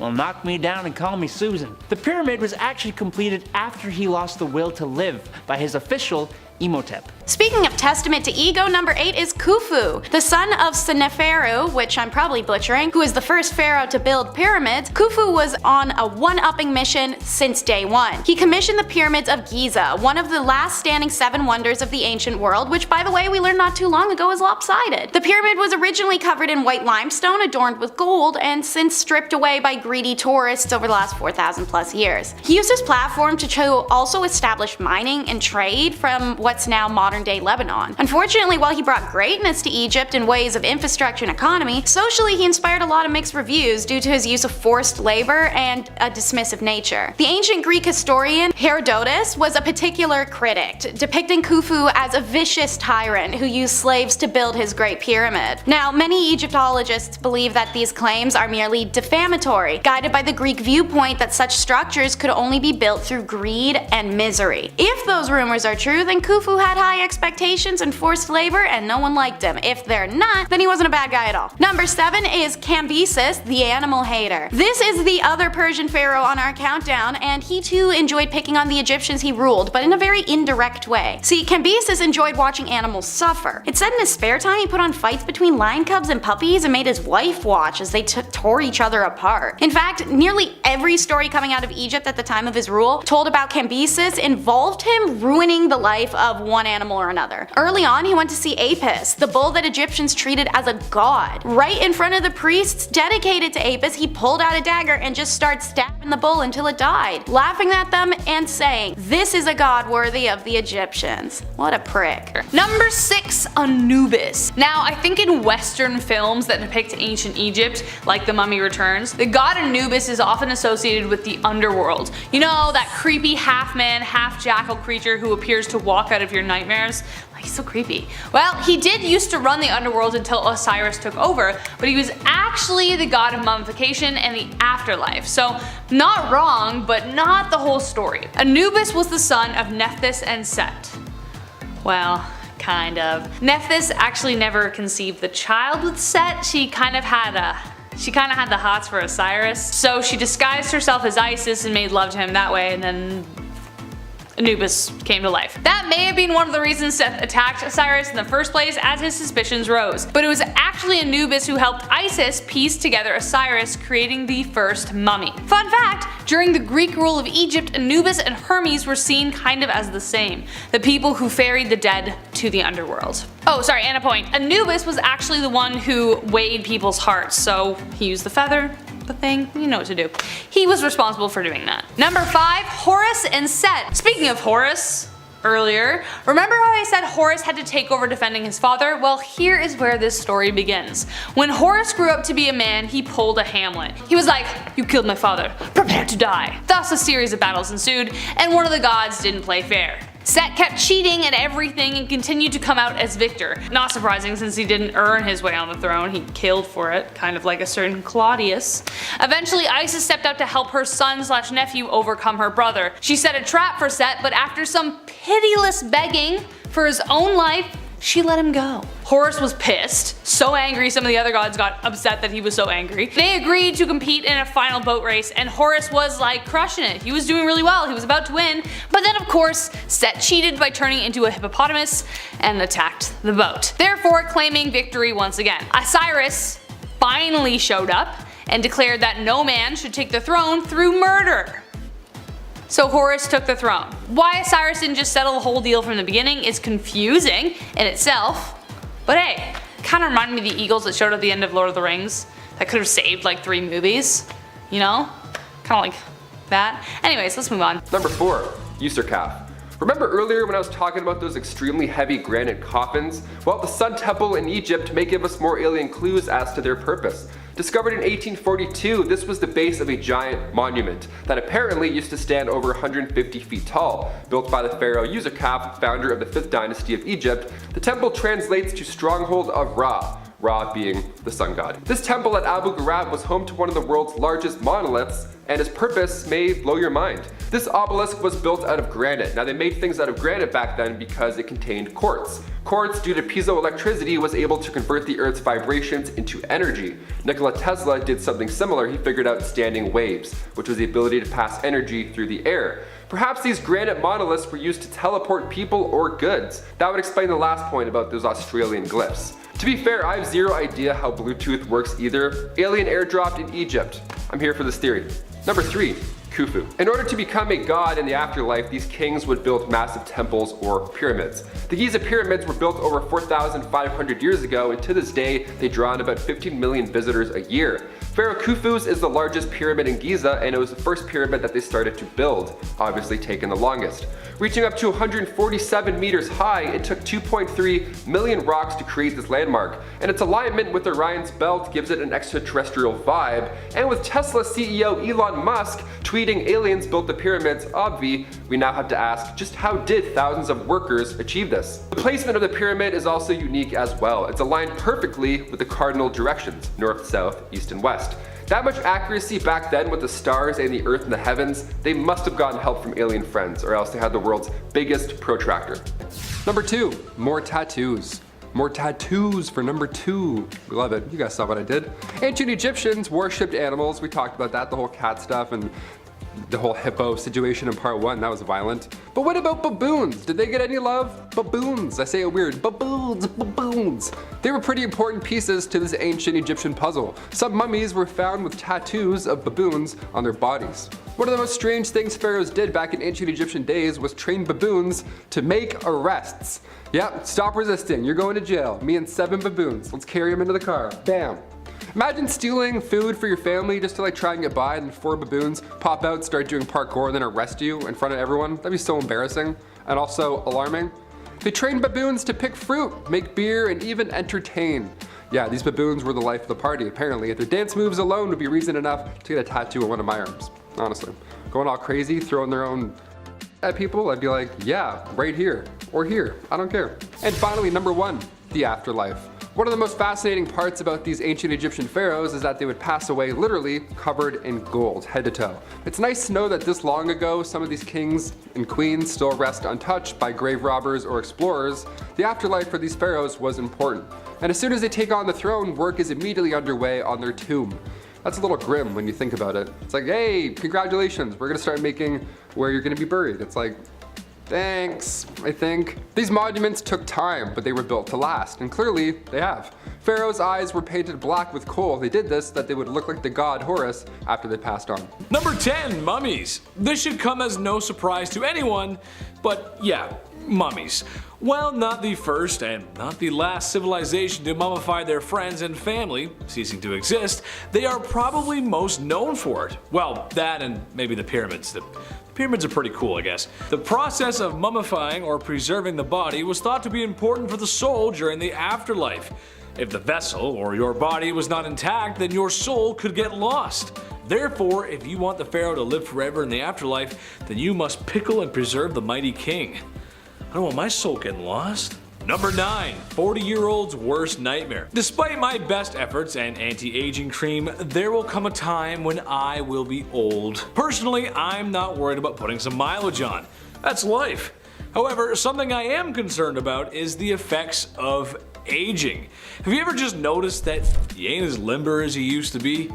You get tired easily. And if you have more than 3 beers, you have to lay down for 3 days. However, something that happens to a lot of men reaching their 40s is a little trouble in the bedroom. This was an issue in ancient Egypt, except sadly, there wasn't a messed up process to fix impotence. I know, right? That's crazy. You thought I was gonna say something weird like wrap a snake around it or something.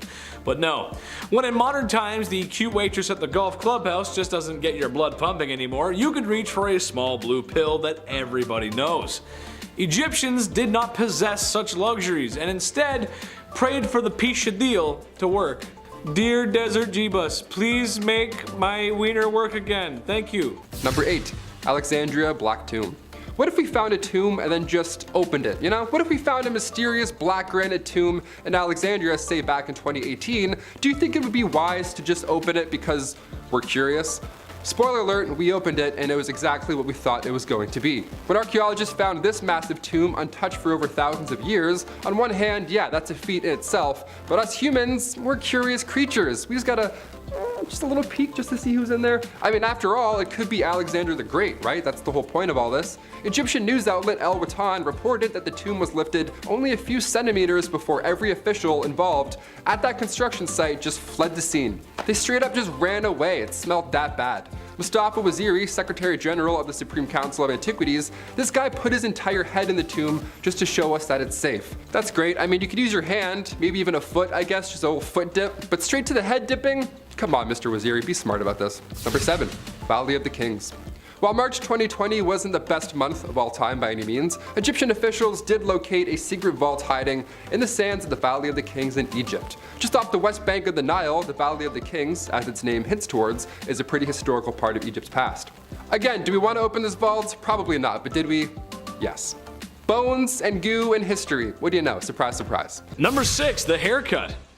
A little off the top, Ramses. Honestly, it's time for me to get a haircut too.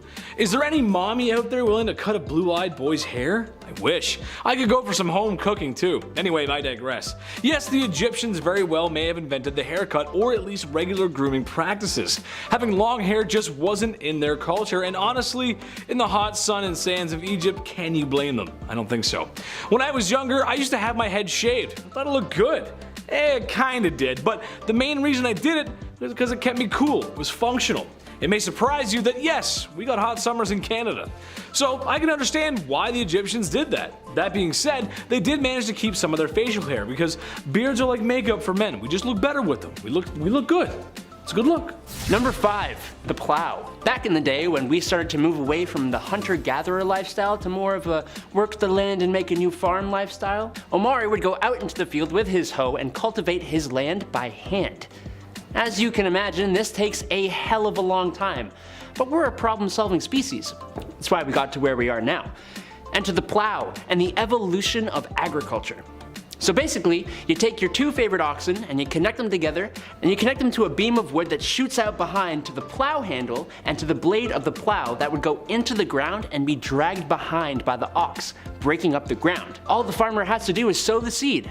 This simple invention changed everything, and it's still used in places where machinery is just unaffordable. Number 4, acne. Ancient Egyptians came up with an interesting method on getting rid of those pimples, that's for sure. Remind you, this was long before Dr. Pimple Popper was ever a thing, so again, creative. Physicians back then discussed pimples as these elevated spots with black tops that can plague your skin from 4 to 5 years. And by squeezing these spots, you force out the maggot inside. Yeah, blackheads were called maggots back then. Imagine your partner, hey, can you get this pimple on my back? Yeah, I think I got some maggots in there. I don't know. I'd be sick. See ya, now we're single. They would refer to severe cases of acne as maggots that lie in a bed of roses. Hey, if a physician ever told me I had maggots that lie in a bed of roses on my persons, I would faint. That's the scariest news I've ever heard in my life. That's some bad news, man. Dermatological disorders were thought to be human skin taking on the properties of animals. Yeah, oh, you have acne?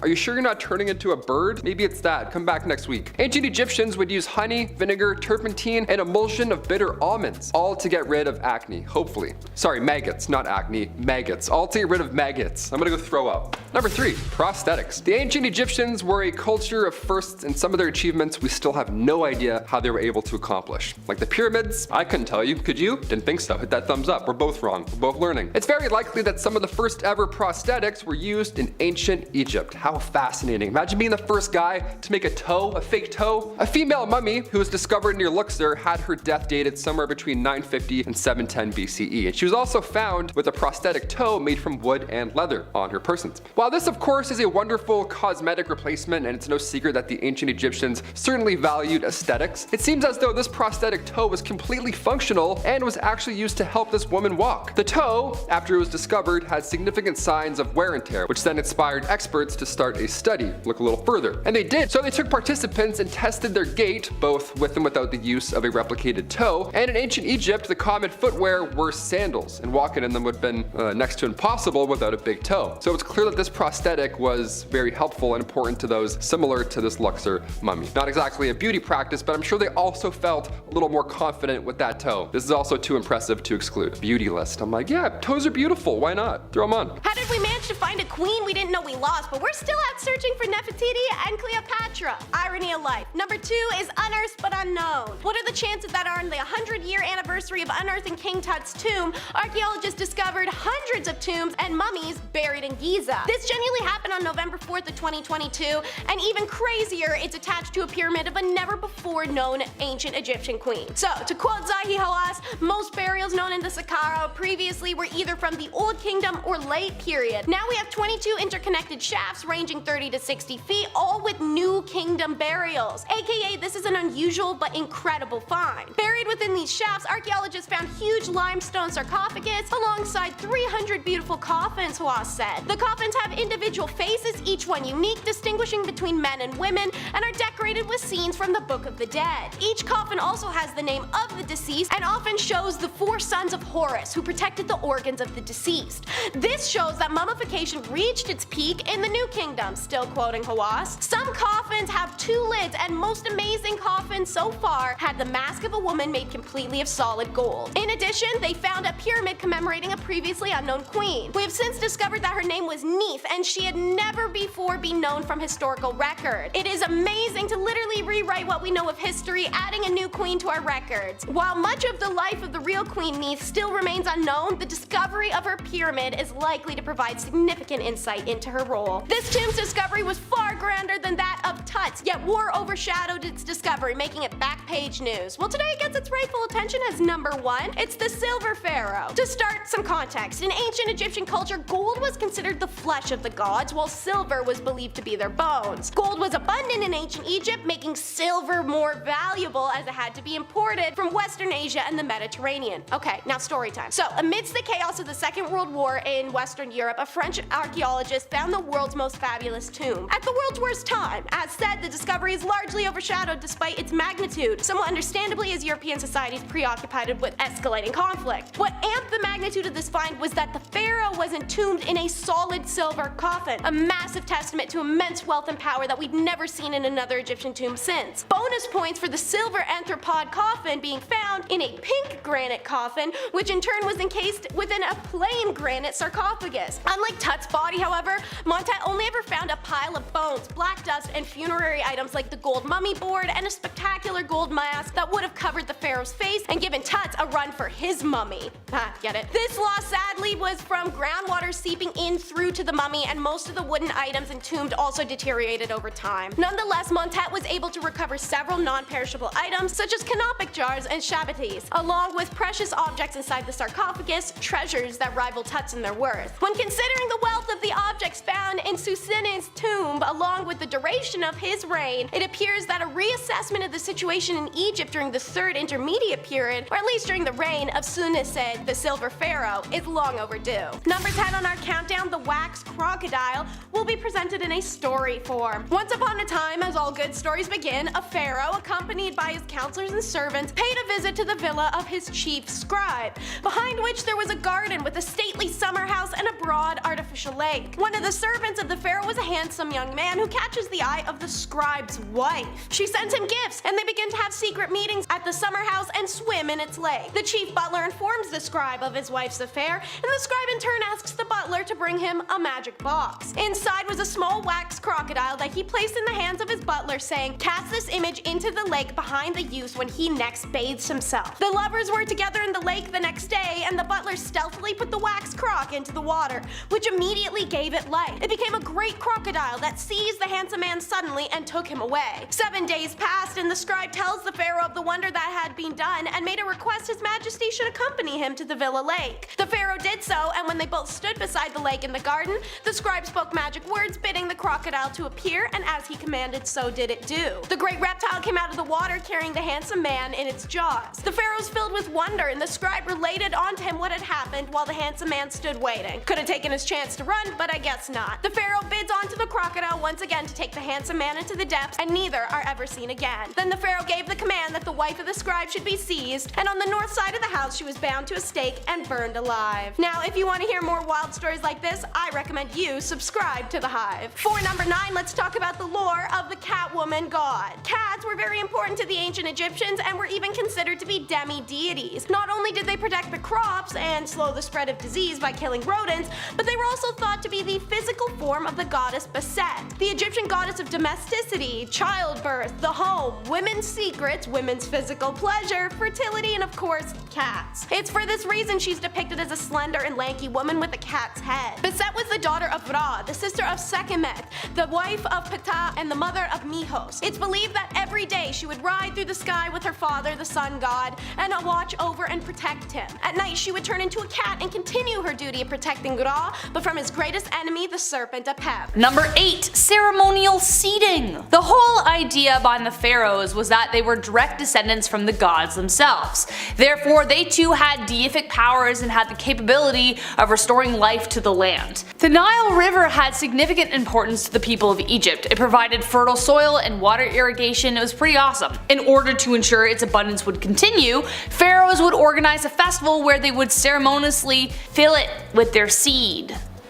Yeah. Some historians believe that this was in honor of the creation story of how life came to be, and therefore it was kind of like a fertility festival. Crowds would gather at the Nile and await the arrival of their pharaoh. They would then disrobe and give their pleasure into the river to ensure its bounty. Some historians say it was just the pharaoh who did this, while others say that the men joined in after.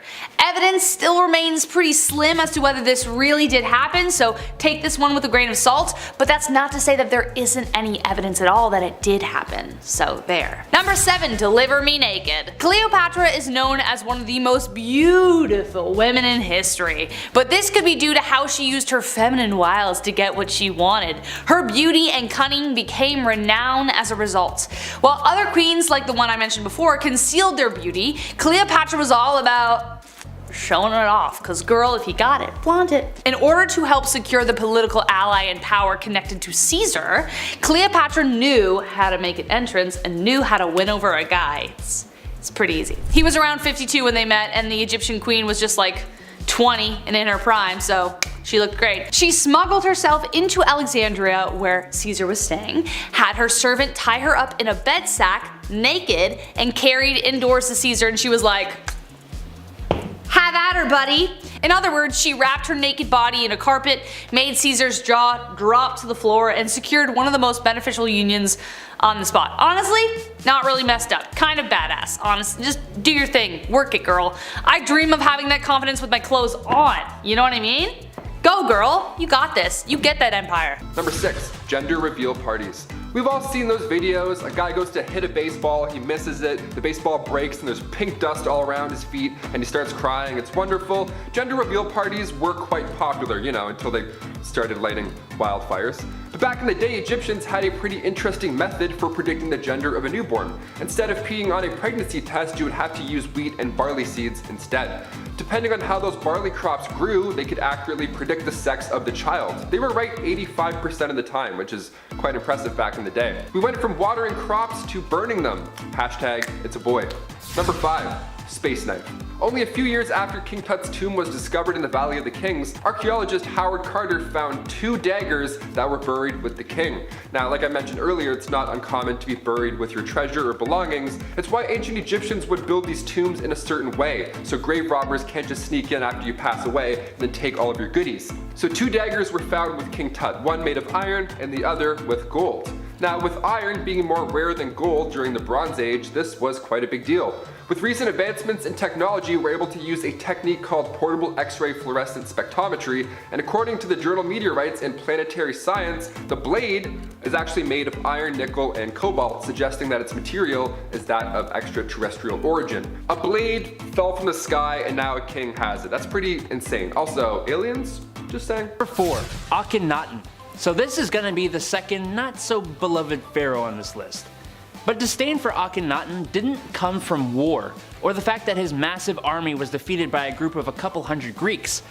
No, Akhenaten here was infamous for his devout following of a singular god, Aten, the god of the sun. He actually moved the capital of Egypt to a new location that he titled Akhetaten, or Horizon of Aten. And he kinda made everyone else worship the single god Aten as well. He was famous for a different reason though. Akhenaten was married to Nefertiti. She played a huge part in his religious plans, and she is well known in history for the limestone bust that was made of her, and has been copied so many freaking times. Number 3. Khufu. When you think of Egypt, there is likely one thing that pops straight into your mind. If you say anything other than the Great Pyramids of Giza, you do not pass go, you do not collect $200, and you lose. Khufu is the pharaoh you have to thank for this wonder of the ancient world. We still sorta don't know exactly how it was constructed, but this Goliath limestone and mud brick structure was the tallest building in the world for like 4,000 years. It was built as the housing for his tomb and as his stairway to heaven. No, not the Led Zeppelin song. It has 3 chambers inside of it, plus a gallery that we've discovered so far. As for what else Khufu contributed to ancient Egyptian life, we don't have much in the way of texts about that yet. But if this is the main thing, then I mean, I'd take it. Number 2 is cutting down on crime. Actisanes. Amasis wasn't tolerated for long, and he was overthrown the way he'd done to his predecessor. This time, the rebellion was led by the Ethiopian Actisanes, who believed in a gentler approach to kinghood. Actisanes fought for the crown literally because of a magic spell he'd heard about, and also to deal with Egypt's criminals in a flashy new way: controlled exile. Every person who committed a crime he ruled would have their nose cut off, and then they'd be sent off to the town he called Rhinochlora, literally the town of cut off noses. It was exclusively populated by these now noseless criminals struggling to survive in the harsh landscape, drinking dirty water and eating trash or the odd stray quail that came through. Something like this may have seemed harsh, but it was actually considered benevolence at the time. Roman chronologers of Rhinicola, or Rincolora, whichever it's pronounced, wrote an example of how Actisanes was actually considering a kindly manner towards his subjects. So keep that in mind when you're doing a comparison of now versus then. And in at number 1 is Akhenaten. This pharaoh was so hated that the Egyptians themselves wiped his name out of history. Born Amenhotep, he changed his name to I'm gonna call him Ak, in accordance with this radical monotheistic drive. His new name meant that he is of service to the Aten, in honor of what he believed to be the one true god, Aten, the sun god. Ak did everything in the name of this sun god. He moved Egypt's capital from Thebes to Amarnia, and then renamed it in Egyptian to mean Horizon of Aten, and then he ordered a new capital city be built there. He chose the site because it was uninhabited. It was not the property of anyone else except Aten. He moved an estimated 20,000 people into this developing city and forced them to build it. These people had to push through everything. Based on the bones found in the town's cemetery, more than 2/3 of his workers broke a bone while they're working, and a good 1/3 of them broke their spines. Almost everyone was malnourished. When he enforced monotheism, Ak failed to realize that the temples of Egypt were the national socio-economic and cultural hubs. It was the god's priests that oversaw the industries of agriculture and craftsmanship through their patronage, and they who served as pillars of their communities. So by stripping these temples of authority, he caused Egypt's biggest recession, and an entire empire nearly collapsed because of him. So it's no wonder after his death, Egypt immediately went back to polytheism, and they also abandoned the new city he'd made them build. They destroyed his statues, his effigies, his monuments, and they removed him from their list of kings and history books. In fact, they did this so efficiently that we didn't really even know about him until his remains were found all alone in the city he had forced his subjects to create.